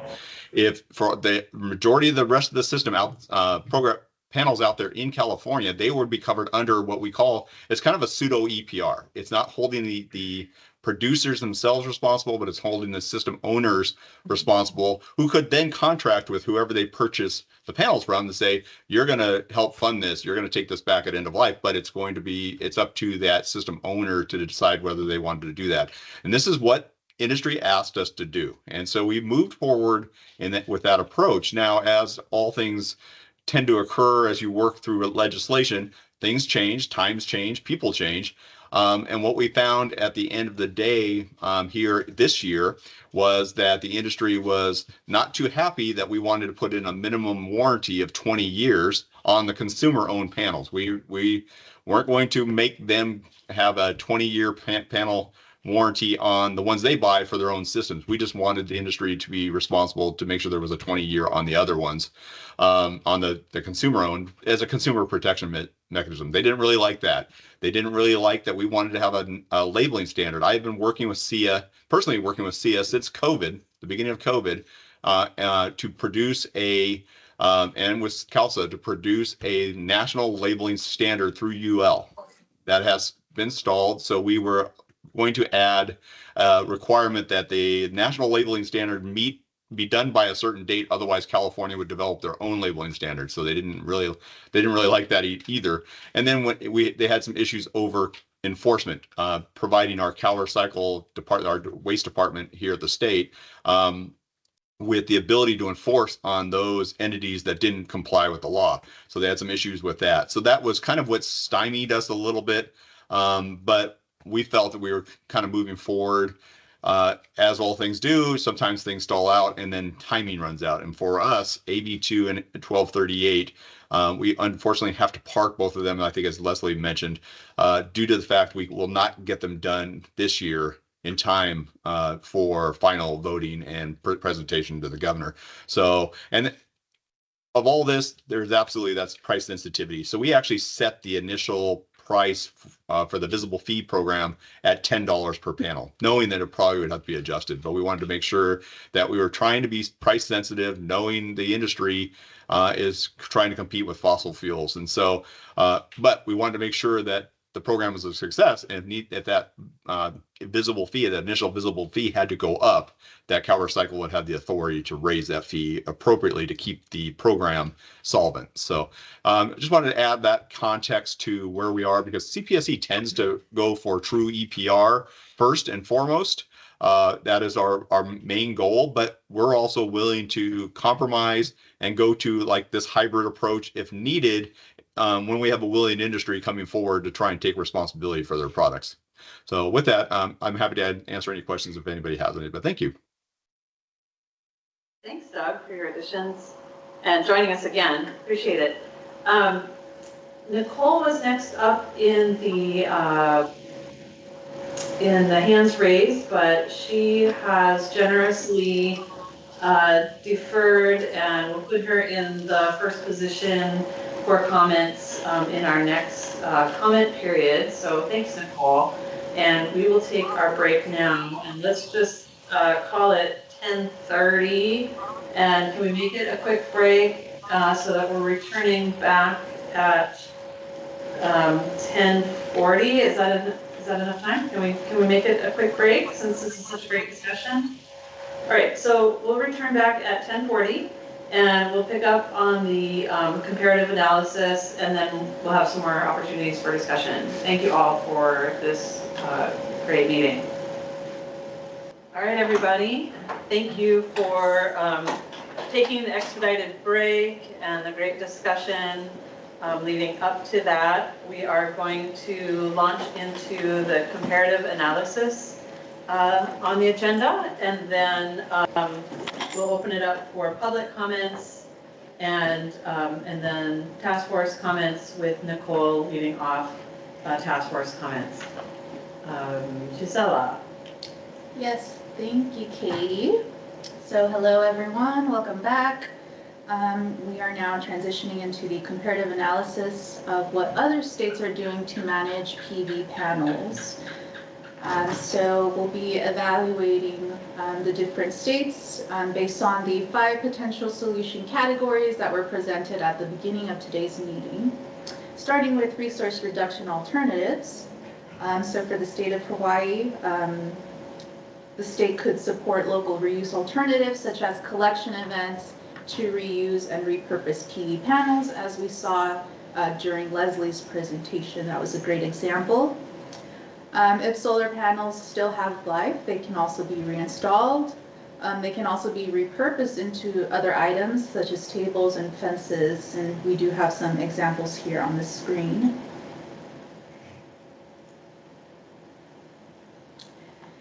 And while PV panels are a popular and efficient form of renewable energy, there are also other sustainable alternatives worth considering, as further described here on this slide. So each of these alternatives, they do have their own sets of advantages and challenges, and their suitability depends on variables such as location, resource availability, as well as environmental impact. So integration or a mix of these renewable energy sources can help diversify energy generation as well as enhance sustainability. So wind turbines is an example. Wind turbines harness kinetic energy of wind to generate electricity and can be installed onshore or offshore depending on space availability as well as wind resources. There's also hydroelectric power, which involves generating electricity from flowing water, and this is typically done so through dams or river turbines. And it's also one of the oldest and most widely used renewable energy sources globally. There's also geothermal energy, and geothermal power taps into heat stored beneath Earth's surface, and this energy can be harnessed for electricity generation through geothermal power plants or used directly for heating and cooling in geothermal heat pumps. There's also tidal energy, which is produced by the natural rise and fall of the tides and typically harnessed through tidal turbines or barrages. It's also a predictable and consistent source of renewable energy. And wave power utilizes the energy of ocean waves to generate electricity using converters that can be deployed offshore to capture the motion of waves and convert it into electricity. And lastly, biomass energy. It involves the utilization of organic materials to produce heat, electricity, or biofuels. And while burning biomass releases carbon dioxide, it's often considered carbon neutral because the carbon emitted is offset by the carbon absorbed as plants grow. The state also has a map of wind, bioenergy, geothermal, and hydroelectric projects in the state of Hawaii, as well as a solar energy map, which can be accessed by scanning the QR code that you see on the left-hand side if you would like to take a look at those couple of resources.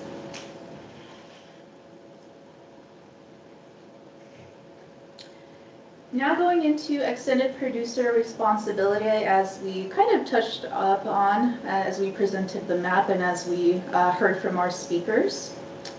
So starting with the state of Washington, Senate Bill 5939 was passed in an effort to promote a sustainable local renewable energy industry through modification of tax incentives.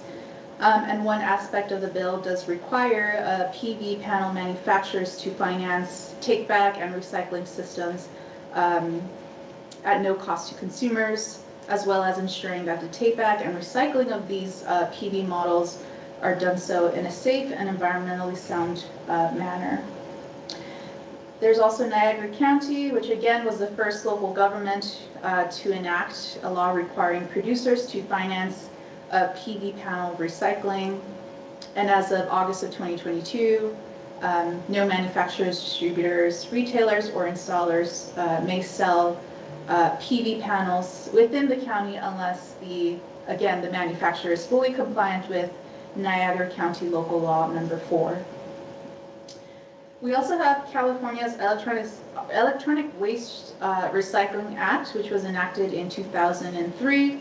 And this act requires manufacturers to establish and fund a program for the collection and recycling of covered electronics. There is a proposed bill, AB 2, that would expand the definition of covered electronics to also include PV panels. And this bill would also require CalRecycle to establish a covered solar PV recycling fee to administer covered electronic waste recycling.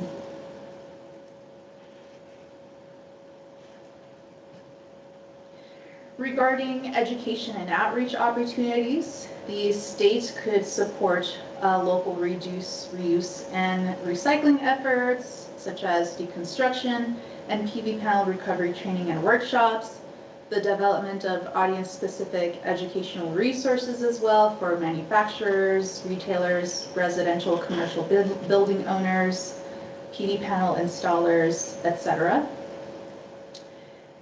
Now looking into California as an example, so California's Department of Toxic Substances Control does have a list of universal waste handlers that accept PV panels, as you can see on the right-hand side, the first image. So this is a great resource for interested individuals or entities. In 2018, the city of Santa Monica was awarded a $50,000 grant in funding from CalRecycle, and this was through their Household Hazardous Waste Grant Program.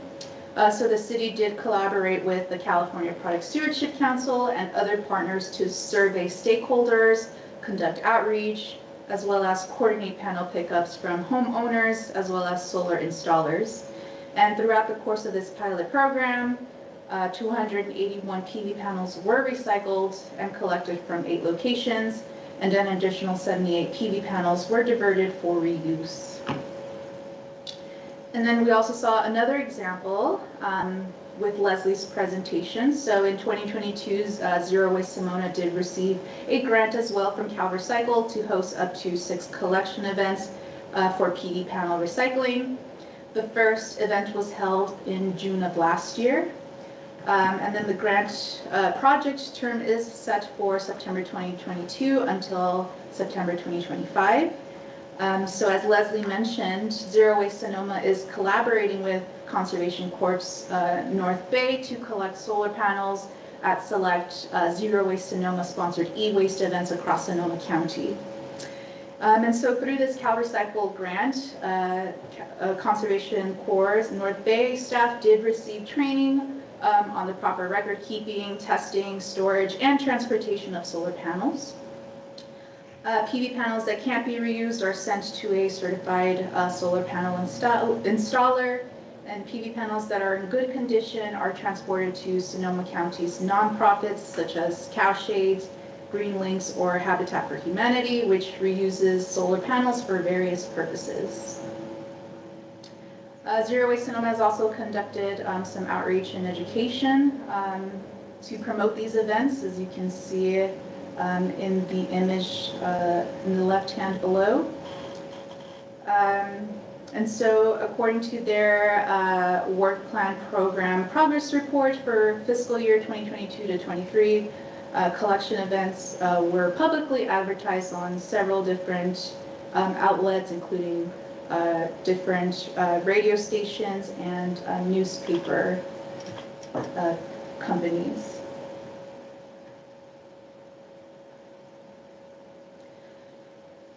Regarding government programs and subsidies, as we discussed earlier and as NOAA reiterated as well at the beginning of today's meeting, the US EPA is initiating a proposed rulemaking to improve the management of recycling of end-of-life PV panels to the universal waste regulations identified in Title 40 of the Code of Federal Regulations, Part 273.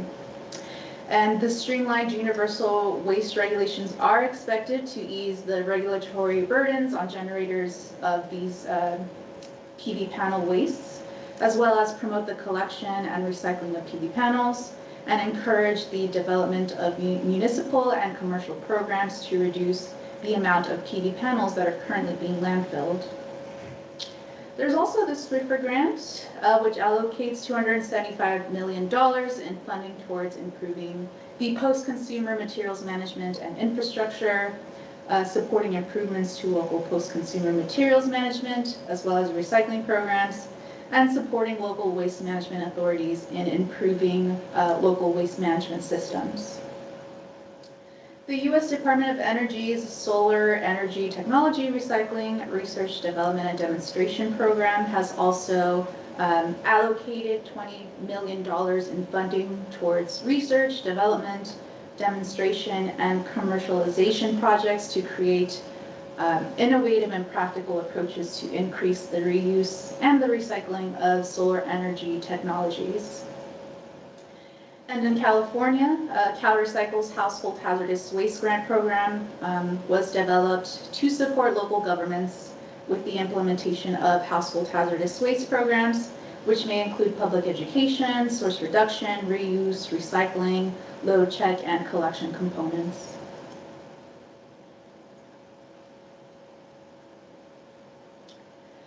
In Hawaii, as we discussed earlier during this meeting, Hawaii Administrative Rules 11 260.1 to 279.1 establishes requirements for the management of hazardous waste. It requires businesses to identify whether the waste meets the legal definition of hazardous waste. And Hawaii Administrative Rules 11-273.1 does establish standards for managing universal waste, including the identification, handling, transportation, and disposal of such waste. And the universal waste classification does streamline the streamlines regulation to encourage recycling. In 2022, Hawaii State Legislature passed Act 92, as we discussed during our baseline conditions overview.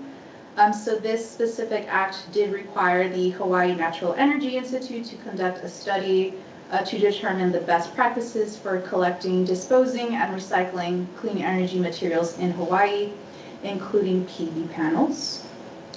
The project began in September 2023, and report findings were subsequently published in December 2022 and 23. The report does provide recommendations for the management of clean energy products in Hawaii, as you can see listed here on the screen. So those recommendations included ensuring and enforcing waste generator responsibility, pursuing and manage EPR where possible, implementing an advanced disposal fee program, continuing to track composition of clean energy materials, and updating predictive disposal loading rates, develop an environmental waste management strategy for clean energy waste streams, organize education and training of relevant staff as to best practices, responsibilities, and laws for the management of clean energy waste streams, assist recyclers, identify and track EPR opportunities and mainland recyclers, identify funding for the disposal and recycling of clean energy materials, and consider statewide agreements with off-island recyclers that support long-term, cost-effective access. We also mentioned a couple of grant opportunities in the individual counties during our wrap-up of carpet and mattresses, but these grant programs are not specific to any material types, so some funding could be used towards allocating funding towards the management of PV panels. So starting with County of Maui, Green Grants Program, so they have allocated an estimated $100,000 for fiscal year 2024 to support small-scale projects related to sustainability, environmental protection, natural resource protection, conservation, and restoration.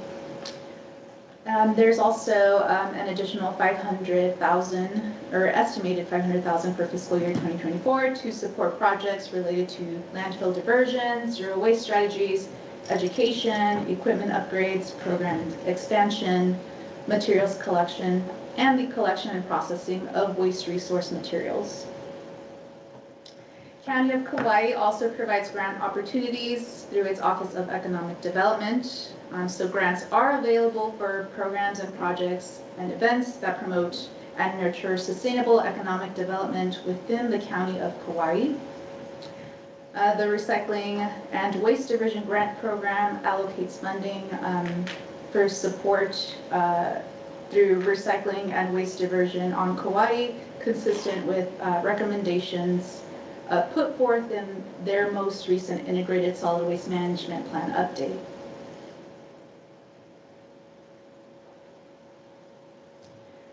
In regards to free market solutions, as we already discussed, Inter-Island Solar Supply is a wholesaler of renewable energy equipment, and they have partnered with Fabtech Solar Solutions, which is a mainland-based PV recycling company. So they are collaborating to receive, sort, package, and ship PV panels to be recycled or refurbished for use in the secondary solar market across the U.S. Inter-Island Solar Supply has also received an EPA identification number as a large volume handler of PV panels as universal waste. and local solar installers interested in Inter Islands solar recycling program are eligible to become certified PV recycling partners. And so for a per module fee, recycling partners can bring their used or discarded solar modules directly to Inter Island Solar Supply's warehouse in Oahu, where staff will receive, sort, and package modules for shipping to the recycling facility on the mainland. In Hawaii County, PV panels are also accepted at Mr. K's Recycle and Redemption Center for a $30 per panel fee. And they're not listed here, but some businesses also accept PV panel batteries, as we discussed back in July during our lithium-ion battery task force meeting. And then we also have Solar Energy Industries Association. So they are a national nonprofit trade association of solar energy industry in the U.S. They currently have over 1,200 member companies. And while several PV panel manufacturers have already implemented take-back and recycling programs for their products, SEIA is currently working with its member companies and other partners to create a strong recycling network to ensure that clean energy economy remains sustainable through research, education, as well as advocacy. And SEIA did create a program in 2017 or 2016 called the National PV Recycling Program. And it's a network of recycling and refurbishment providers that can provide end-of-life management services. And so these organizations repair, refurbish, resale, and recycle PV panels, inverters, and other solar equipment. And current partners are listed in the next slide.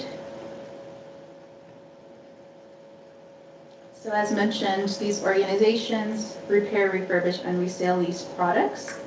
We do have a QR code if you would like to access their website.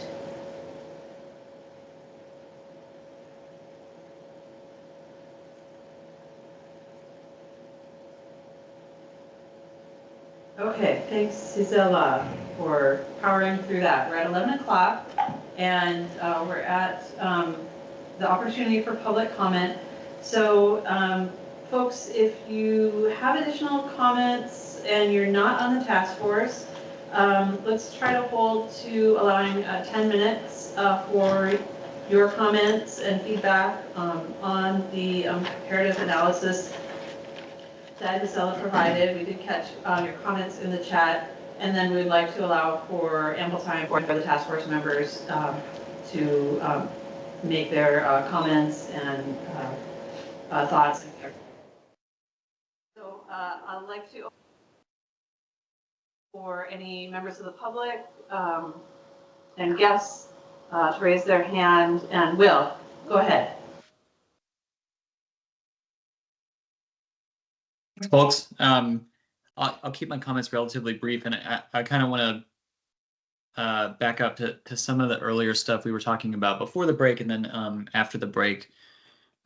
Just some thoughts on EPR in general, and I know we've talked a little bit about this before, but I think EPR is a really nice end state, and I would imagine that SEIA would probably echo some of these thoughts. Well, I know they would because I worked there, but I think that it becomes very difficult from a provider standpoint and from an industry standpoint when EPR is done state by state in different ways for each state. I saw this kind of happening too when I was working on decommissioning, which is a little bit related to PV recycling because it has to deal with end of life for PV modules. But just to note that, while I don't necessarily oppose EPR as a policy, it really, if you look at other countries that are dealing with this problem and have a pretty well established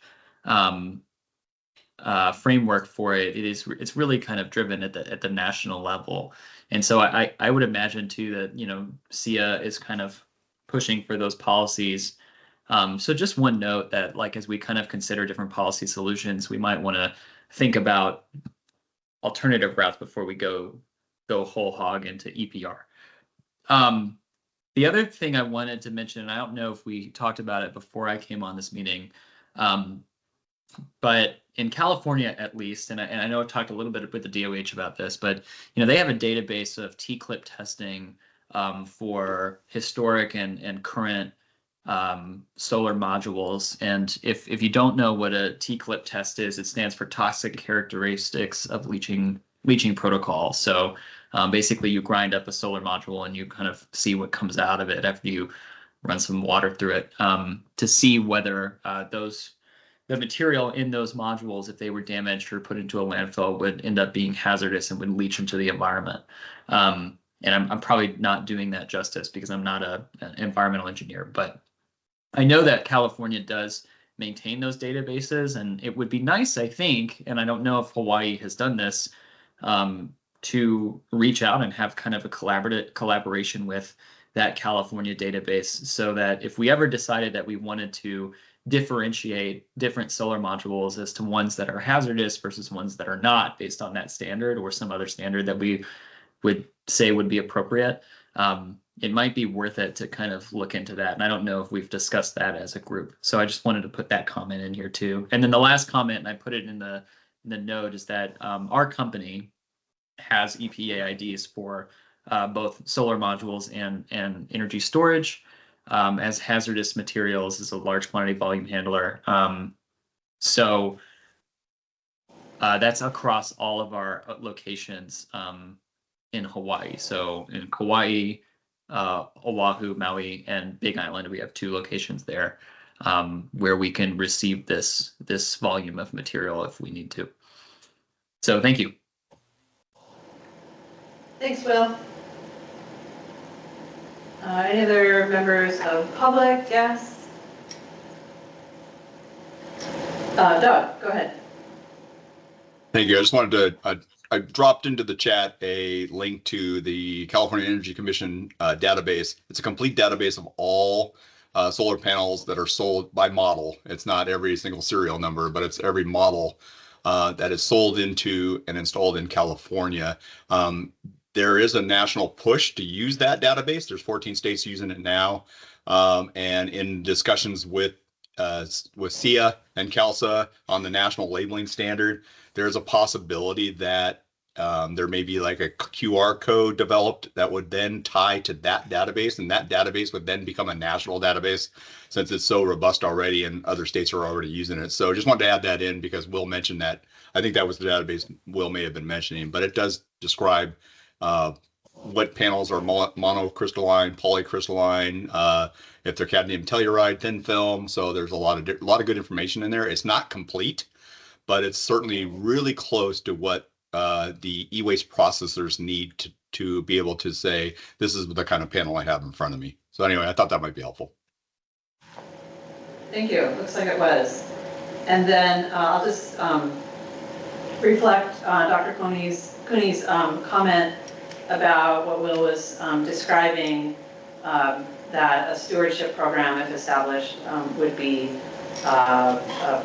appropriate vehicle for accomplishing that work. So thank you, Dr. Cooney. I know you've talked about a stewardship program in our earlier task force meeting relating to lithium-ion batteries as well. So mahalo for staying with us all year. Any other, Cesar, did I see your hand up, or was, no. Did you want to add anything? No, that's my mistake, sorry. Okay. Who's hand, okay. Withdrawn. All right, let's dedicate some time to our task force members, and I'd like to open the floor to Nicole, who deferred comments earlier. Nicole, are you still with us, and would you like to make some comments on the conversation so far? Yes, I'm here. Can you hear me okay? You sound great, thanks. Wonderful. So this has been incredibly informative. Thank you for all the expertise in the room today.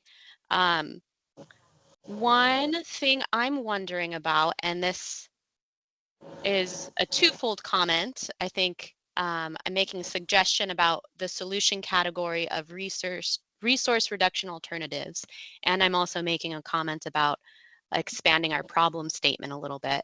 So we've been really focused on the economic, technical, and policy barriers to recycling solar panels, sort of the incentives, the cost incentives for them to be landfilled currently, how Hawaii will probably never be a cost-effective place to set up a solar panel recycling system. And we've talked also about solar panel reuse and sort of the limited potential for that. One thing we haven't been discussing is our demand for energy and having a conversation around sort of the business model of solar panels. So for example, I think Dr. Cooney mentioned this earlier, if you have panels on your house, you're probably getting outreach to upgrade and switch out to newer panels before the life expectancy of your current panels is spent. So are there policy mechanisms, are there economic incentives we can put in place so that, one, maybe we're, incentivizing the longest lived solar panels possible. Two, that solar panel installation is married somehow intimately with energy use reduction. And I know that is a tougher topic to tackle, but it's incredibly important, especially as it was pointed out in that awesome NSF video you all shared earlier, that at the rate we're going, solar panel production is going to account for 14% of global carbon budget by 2040. So with the lens of circular economy, with the lens of prevention and being proactive, which they also discussed in that video, I think we have to have a conversation about curtailing energy demand, longevity of recycling panels, in addition to the downstream waste management issues. And the last thing I'll add in there is, traditionally waste management has been discussed in a silo. What are the kind of acute impacts of throwing things away or recycling them? There's an entire upstream set of impacts that's also happening. And I would love, through this ISWMP process, for the state to really own those upstream impacts as well. So while Hawaii isn't going to change the market in a way that will make EPR viable or not, Hawaii can still say we're going to take responsibility for the carbon footprint of what's coming into our state. And that means we're going to demand as few solar panels as possible. And I know that's tough from the business perspective, but that's my broad comment, that I'd like to see more discussion about the climate impact of producing any kind of clean energy infrastructure, and use that as a way to think about downstream waste reduction. Thank you. Thanks, Nicole. Great comments. I was madly typing. We all are. Thank you. Let me switch my screen to the hands raised page. Any other members of the task force, counties that want to weigh in on what we've heard so far today? Any other improvements to the management of PV panels that you would like to suggest?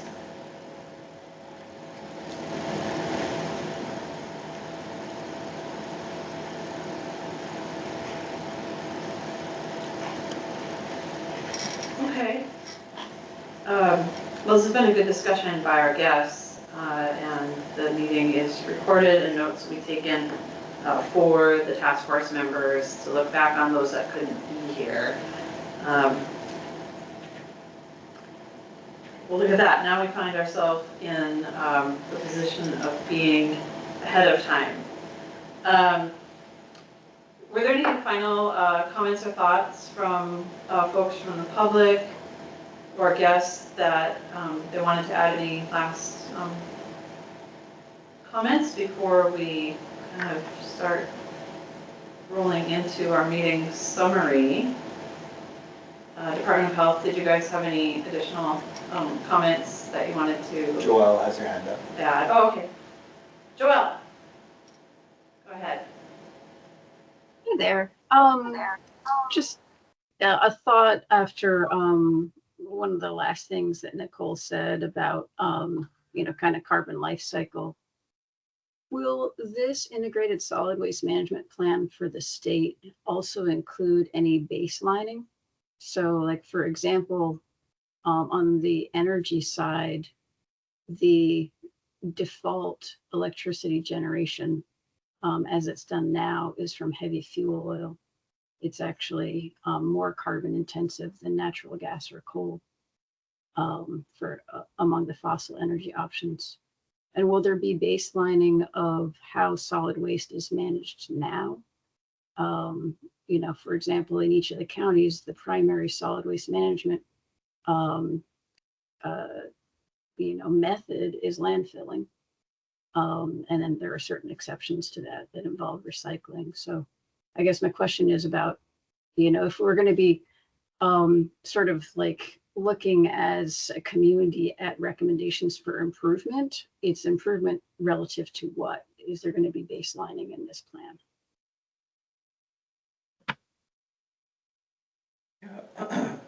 Sorry, excuse me. Yeah, hi, Joe. This is Lane Watson from DOH Solid Waste Office. So with respect to baseline information on the waste stream, yes, we'll have basic information on there. It might not be the most up-to-date.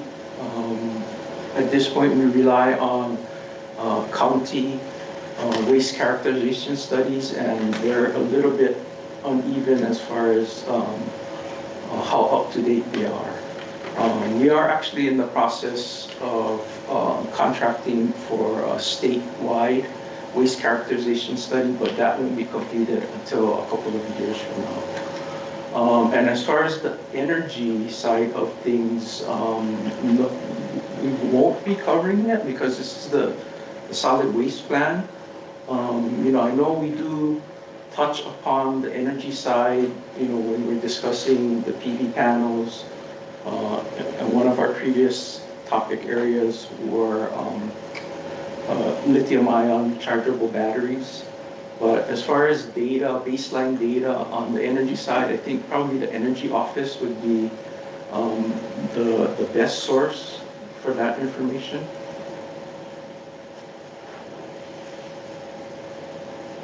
Agreed.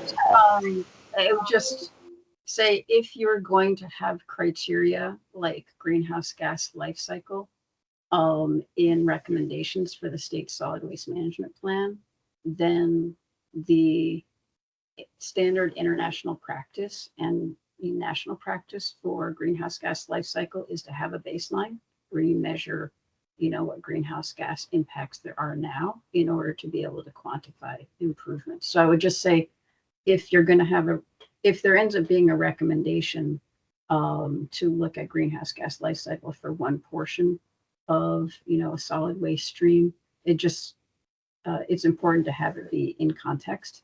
And so you're not sort of like picking out one waste stream to have a full greenhouse gas LCA and not others. And State Department of Health is responsible for greenhouse gas life cycle analyses, but greenhouse gas emissions, but not life cycle analyses. Right now, there's actually no state entity that I'm aware of that is responsible for life cycle baseline. So Yeah, anyway, just recommending that if they're going to use certain criteria, then, have it be sort of broad-based and then have a baseline in order to support recommendations for improvements.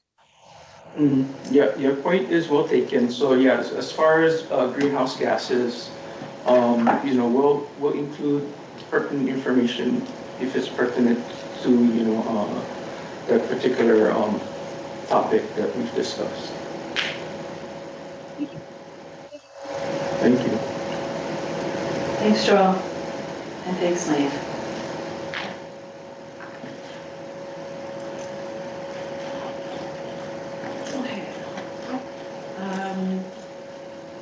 not seeing any other hands raised. Are there? I have a bit of a lag, so I see Joelle's hand still. Are there?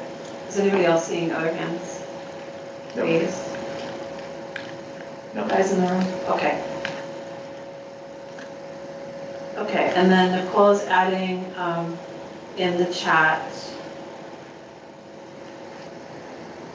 some other resource reduction alternatives, and I will grab those and put them into our notes. Thank you, Nicole.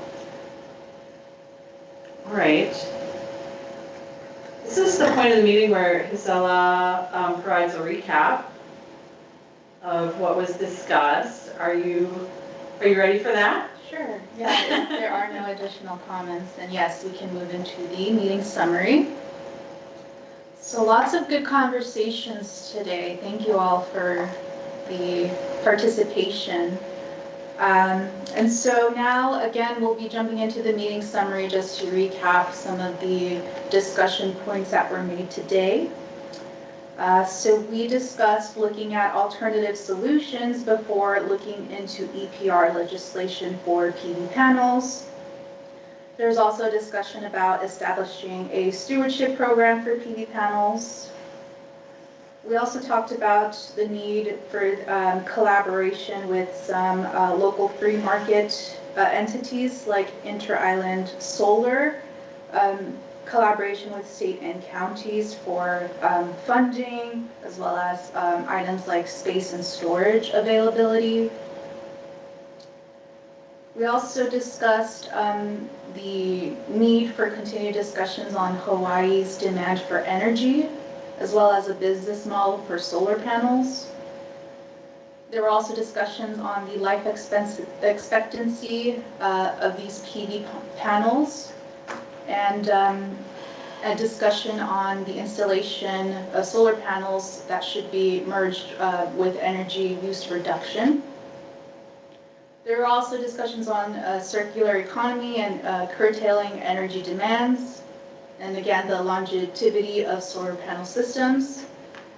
One of the questions that were brought up is what are the upstream impacts with PV panel management? There was also a point made that the state should take responsibility for climate impact of producing such systems. Were there any other points that I may have missed or that anyone wants to share now?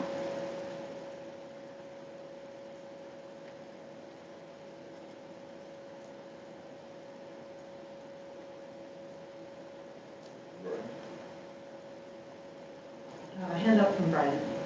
Brian, go ahead. Brian, You're muted, Brian. Thank you. Just wanted to offer a final comment from our perspective. There's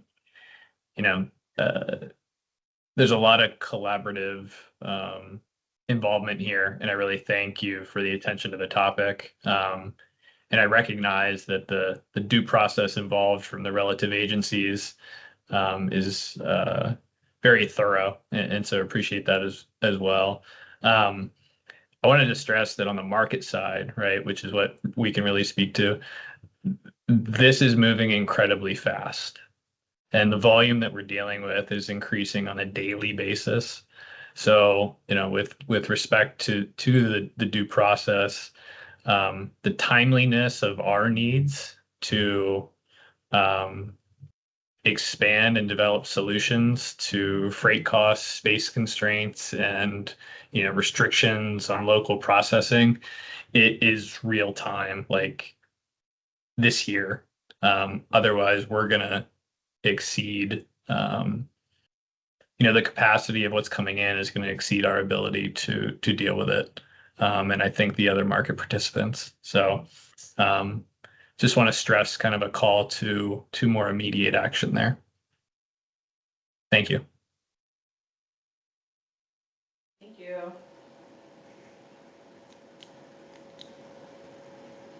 Just getting that into the notes. Thanks so much, Ryan.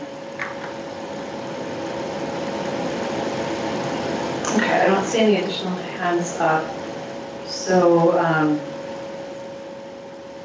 that kind of takes us to the end of this really great discussion. Thank you all on the PD panel concerns and the urgency. Gisela is going to take us into kind of looking at our next steps, action items, and looking ahead to our next convening of the task force.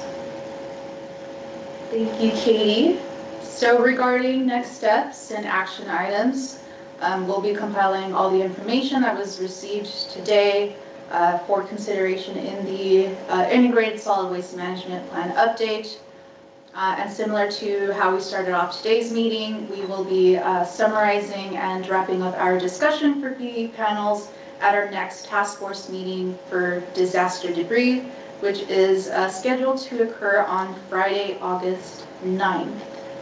So if you all recall, disaster debris was the 10th waste stream topic that was voted on by task force members. So we wanted to present the problem statement that was developed for disaster debris so that you all can start to familiarize yourself with some of the information that we'll be discussing at our next task force meeting. If you want to take a minute or two to digest.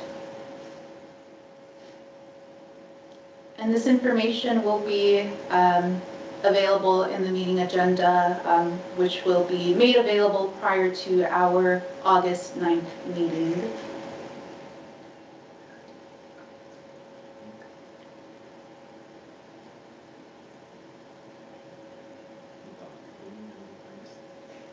Oh, I see a hand.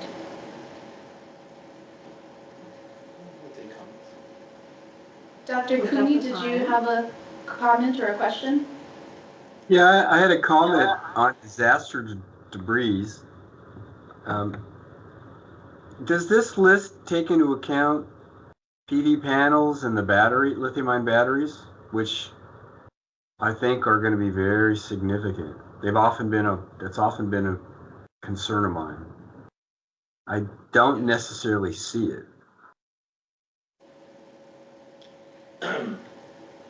And I think in particular. Oh. Excuse me? So the short answer is yes, it would include PV panels and lithium-ion batteries and other construction demolition materials, I guess, because that's what would be generated in such occurrence. All right, but to that I'll add, you may really want to put the lithium-ion batteries in a very special category for a couple of reasons. First off, you won't be able to ship them off the island because they'll be damaged. And they had this problem after the Lahaina fire. They had to go out there and they had to process them to non-battery material. And if we don't have a mechanism or a facility to do that processing, there will be all of these batteries that are damaged sitting around. And you can't just pick them up and mix them with everything else and take them to some place because they are an absolute fire hazard. They're going to need their own specific disposal process to where they are stored in an area where fire is contained, which will be very difficult to do because maybe even those facilities are destroyed. Even just transporting them in local cars will be an issue. And you may find you can't get them off the island in mass. So, I've been raising that concern with lithium-ion batteries, and I know this session isn't about lithium-ion batteries. That's just getting them off as a waste stream. I'm really worried about what's going to happen in a major hurricane when these facilities or homes are all wiped out in cars, and you've got all these damaged batteries and no mechanism to even store them here until you could ship them, which you can't anyways because they're now damaged. So I put that out there that you may really want to put that out in its own discussion on it. For what it's worth. Thank you. Thank you. And then Nicole had a suggestion on the problem statement that she added to the chat. I'm just looking at it. Nicole, is this pertaining to the disaster debris problem statement? For back on PV panels? No, I was just taking a long time to type it out. Still on my PV panel comment. On TV panel. Okay, Okay. we'll But- note it there. While I have the mic, on the disaster debris problem statement, I wonder if there's something in there about considering the building materials we choose going forward. So building material acquisition with disaster preparedness in mind, instead of using stuff that's going to be problematic, aiming to use less problematic building materials that will offer less of a burden to deal with in the event of a disaster. So cleaner materials, for example. Yeah, so we don't have that noted here in the problem statement, but we can definitely include that as part of our potential solutions discussion at our next task force meeting. So Okay, thank you I for guess that. I'm proposing that I do think it's a part of the problem. The current material structures, the current material choices we have are a part of the problem in what we're going to be dealing with when a disaster hits. Got it. Okay. Like part of the that makes- toxicity left over after the Lahaina fire was a direct result of the materials we used to construct the infrastructure and buildings. Right. Okay, yeah, we can definitely expand on this problem statement. Or yeah, and then also recap as part of the potential solutions at our next task force meeting.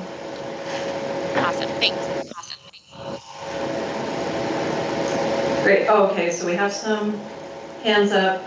Dr. Cooney, do you have another comment to add? Oh, I'm Or your sorry. hands? Okay, Sorry. hand down. Hand down. Joelle, you wanted to add comment? Yeah, I think one point is that disasters are different and have different kinds of debris afterwards to manage. So a hurricane disaster, a flood disaster, flood or tsunami, and a fire disaster have very different debris management. And so the plan probably needs to break down debris management techniques by the disaster type. Second point, this is an excellent opportunity to have subject matter experts practicing in the field to present.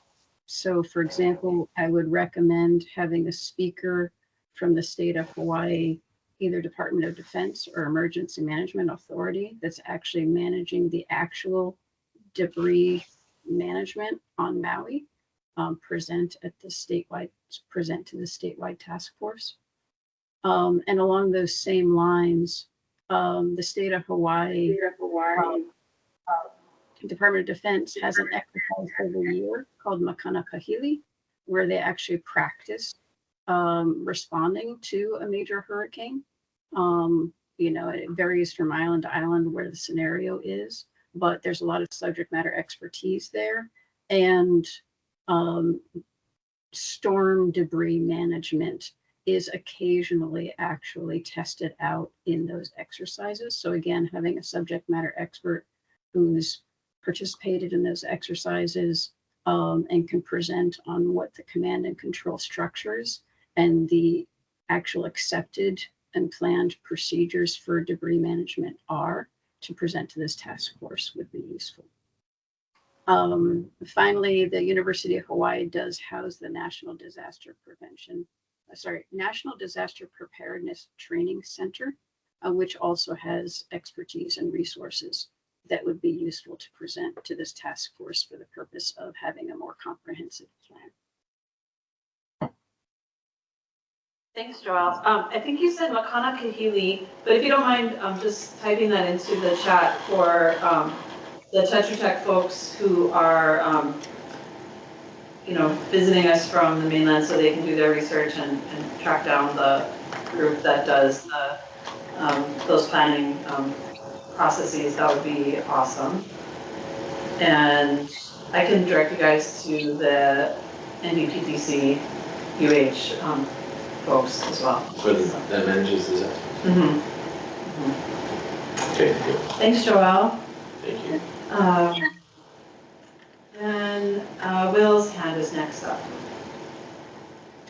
Yeah, thank you. Just a couple of quick questions, maybe. And I'm sorry, this is my first time on this task force call as a guest, so please afford me some grace. The first is kind of a process question. So I understand, having been part of these types of kind of collaborations before, that you have to kind of be very careful about how you do problem statements and make recommendations and whatever. But is there like a time? I mean, I don't understand. Are we shooting for like a timeline of providing policy recommendations from this group that is going to work its way up to regulators and the legislature within like a reasonable time frame? And so that's my first question, just noting Brian's earlier comments about like kind of a sense of urgency, because this problem, not to put too fine a point on it, it only gets worse over time. So if we're going to make recommendations, we don't really need to reinvent the wheel, in my opinion, to kind of get a few concrete things up and running, if that's the plan. So I just don't know, I guess, what the ultimate goal of this is and what the timing of it is. The second point I want to make is, and I don't know if this is like appropriate or out of scope or whatever, but Nicole's had some really good comments in the chat here. I'll just make one comment on her first, the sustainable ideas comment. Number 3, you have disincentives for switching out panels prior to their useful lifespan. I guess I'm kind of curious what that means, because, if you are a resident today, or if you own a business that has solar modules on it and you are retiring them, you're decommissioning a system or you're repowering it, or for whatever reason, you're taking those modules off of the roof or wherever they're at, you are disincentivized to do that, because it costs you not only to, if you want to recycle them, it costs you to recycle them or get rid of them. It costs you to remove them. It costs you, if you're under a power purchase agreement, by turning that system off and on again, especially if you're repowering it. So I guess I'm curious, like, are there even more disincentives that you would want to put onto these types of residents? Is that what you're suggesting? And I'm curious to hear what those are. Because I guess my concern with that is that the more costs that we bake into this whole thing, it's already pretty costly to recycle these modules and treat them in a sustainable manner. So the more costs that we put on them, the less likely people will take advantage of some of the services that are available to them now, and might otherwise just skirt the rules and kind of take the fine if they get it. You know what I mean? So I guess I just want to be very careful about when we're suggesting those types of policies. So that was 2 very long, lots of pontificating for 2 very, hopefully, easily answerable questions. I'm wondering, Lane, if do you want to try to take on Will's first question about kind of the overall purpose and timing and how this informs policy direction? Okay, yeah. Hi, Will. This is Lane, also again with Department of Health, Solid Waste. So as far as your first question, so this meeting is one of 9 that we're holding in total as part of the process to revise our integrated solid waste management plan. So, so the goal is to come up with a plan that has recommendations for us, Department of Health, on how to proceed on each of these issue areas. So PV panels today. So understanding that that's the larger context, we're devoting one meeting to PV panels. So, we're not going to come out with the solution today, but, I was just going to say in my closing comments that, I feel that today's meeting was very useful. A lot because, we heard from you folks, people on the ground, what's happening with the economics on the collector side, and the numbers on recycling versus disposal, all that kind of things. So, all of that information goes into eventually, potentially legislation, whether it's legislation that we originate or it's a bill that, gets introduced elsewhere by somebody else, we'll be coming from a little bit, we're trying to come from the most informed standpoint that we can. So that's where, this meeting is helpful. And just speaking towards legislation in general too, because, it wouldn't be the end sort of us reaching out, and trying to talk to, all sides. And because, this, with any bill, there's so many interests that you're trying to balance, both economic, social, all that kind of stuff. The particular chair of the committee you're dealing with, right? And, all that kind of things. But anyway, that's the context. I don't know if that answers like the first part of your question. And I know you said, the timing or relative usefulness of, the actions. And, I'll just say that, relative is relative. And especially when you're talking with, with dealing with the legislature, they're once a year, and, you gotta understand, I think it was Doug that mentioned, right? I mean, you can front load the process as much as possible, try to include as many stakeholders as possible, come to some sort of agreement, on the bill that gets introduced. But, once it's introduced, 100 hands come into play and touch it, and yeah, sometimes, it's hard to anticipate what's going to happen, but that's down the line. So far as today's meeting, yeah, I'm really happy with the discussion and, the information brought forth.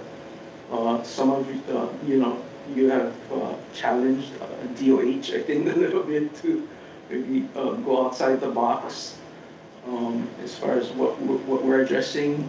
And so, yeah, I take it in, and yeah, thanks for the questions and the input. I don't know. No, thank you for the answer. I appreciate it. Thank you.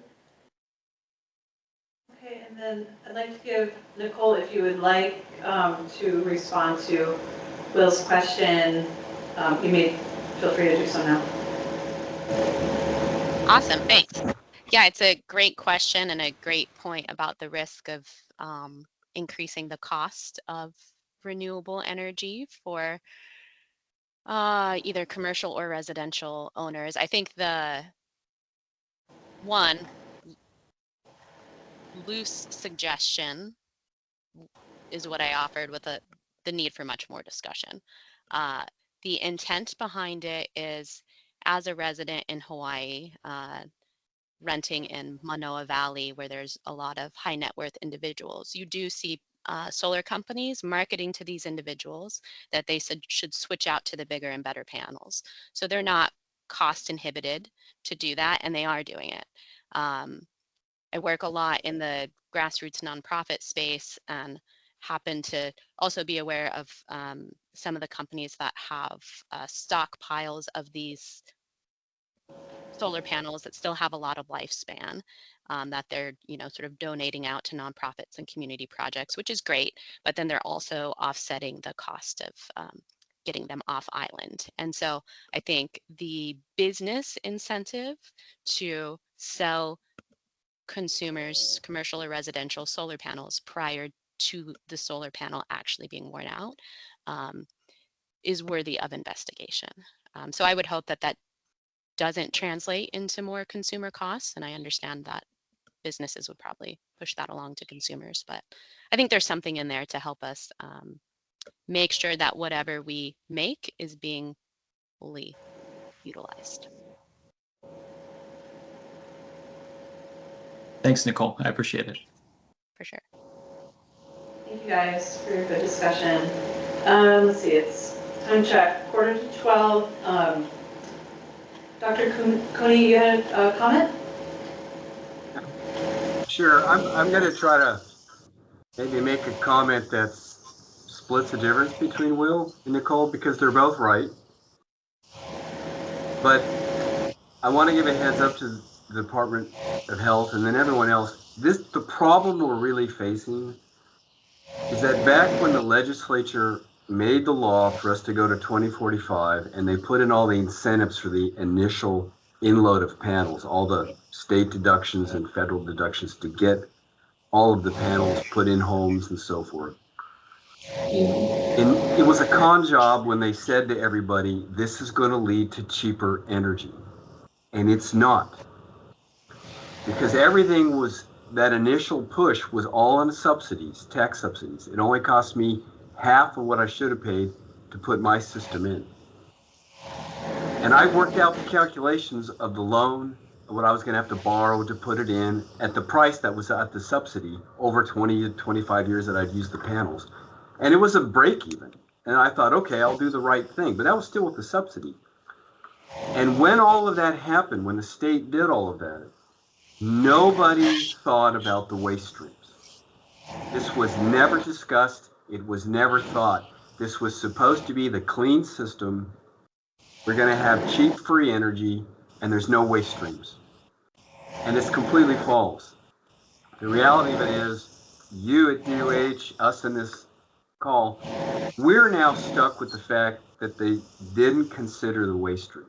And they're going to be significant costs. And the consumers are going to start to catch on and get pissed off about this. It's coming. Because just this year, there's maintenance. It's not just the disposal, it's the maintenance of the system. And there's this subtle thing here. When HECO finally agreed to this big movement, the thinking was what made them shift from resistance to okay and moving in, because they initially had to agree to the net metering, which they got rid of, was they realized that they were going to be outsourcing the costs of power production to the private sector. And this is another thing I'd like people to keep in the back of their pockets, in their minds. Up until the solar, HECO was a central power producer, and they ran everything, and they would charge rates to people. But they had to pay for all the reinstallations and maintenance of all the power production systems. You're now moving all the power production out to individual owners, whether it's commercial or residential at different scales. They're the ones who've had to borrow the money or pay to have these panels put on their roofs. Now they are the ones who have to pay for the maintenance of those systems, and they're the ones who now have to pay for the disposal. It's not going to happen through their electric bill that HECO takes care of everything. And I don't think the general public has begun to really figure this out yet, but as they do, this is going to be politically fraught. And unfortunately, this is all being dumped on the DOH to take care of the waste streams without an increase in a budget. And so Nicole is correct when she's talking about we really have to do things to have people use less power. It's not replaced so we can use as much as we used to, and it's all going to be free or cheap. No way. We have to, at the same time, cut power consumption by half to make this thing work. And Will is right, and that the people who are maintaining, installing, maintaining, and taking care of the disposal, they have to make money too. They all have mortgages, they all have bills to pay. So that backdrop is why this is actually a complex social problem. And it's difficult to get things through the legislature because you have all these disparate groups pushing their own agendas. They're not taking their agendas and finding where the overlaps are, realizing that the overall goal is to minimize our use of fossil fuels. And you got to get rid of this illusion that this is going to be cheaper. This is going to be far more expensive. And that's just the price you pay to get off fossil fuels. And that's a message that isn't out there and isn't resonating. And it's a real problem every time you try to get legislation passed. That's my opinion. But they're both right. They're both getting at the correct things. They just haven't found the overlap yet.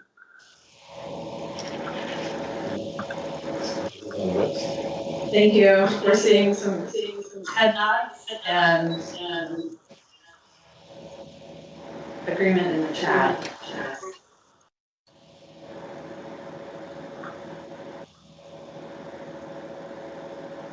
Okay, there's a bit of an echo, but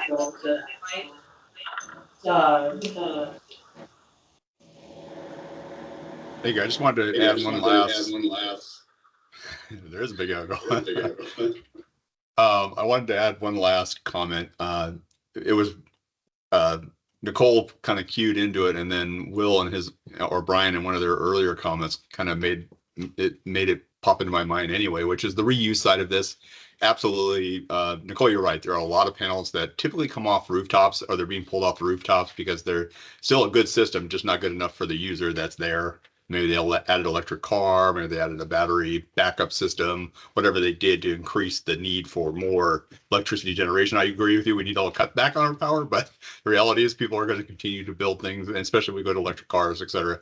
So one of the things that California Department of Toxic Substance Control kind of wrestled with when they were dealing with the universal regulations I mentioned, SB 489 by Monning in 2015, was they were feeling that the installers who were coming in and taking off panels would just toss them off the roof so they would break and therefore be unusable and become hazardous waste. That was they were very convinced of that. When I heard Will or Brian mention that a lot of the panels that they're seeing are coming in broken, that's looking at Hawaii, you don't have a lot of hail damage, I don't think.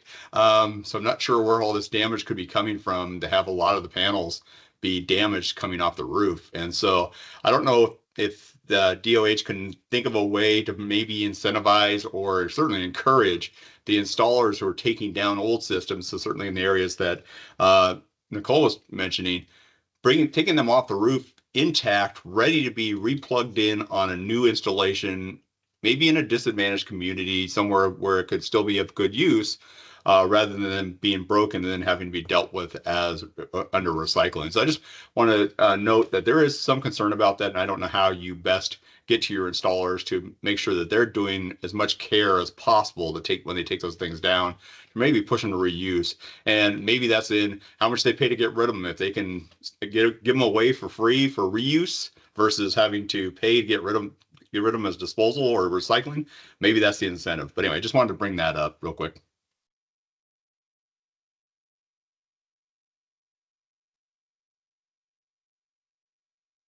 10 before that hour. Wait, let me just check my roster, make sure there's no other hands up.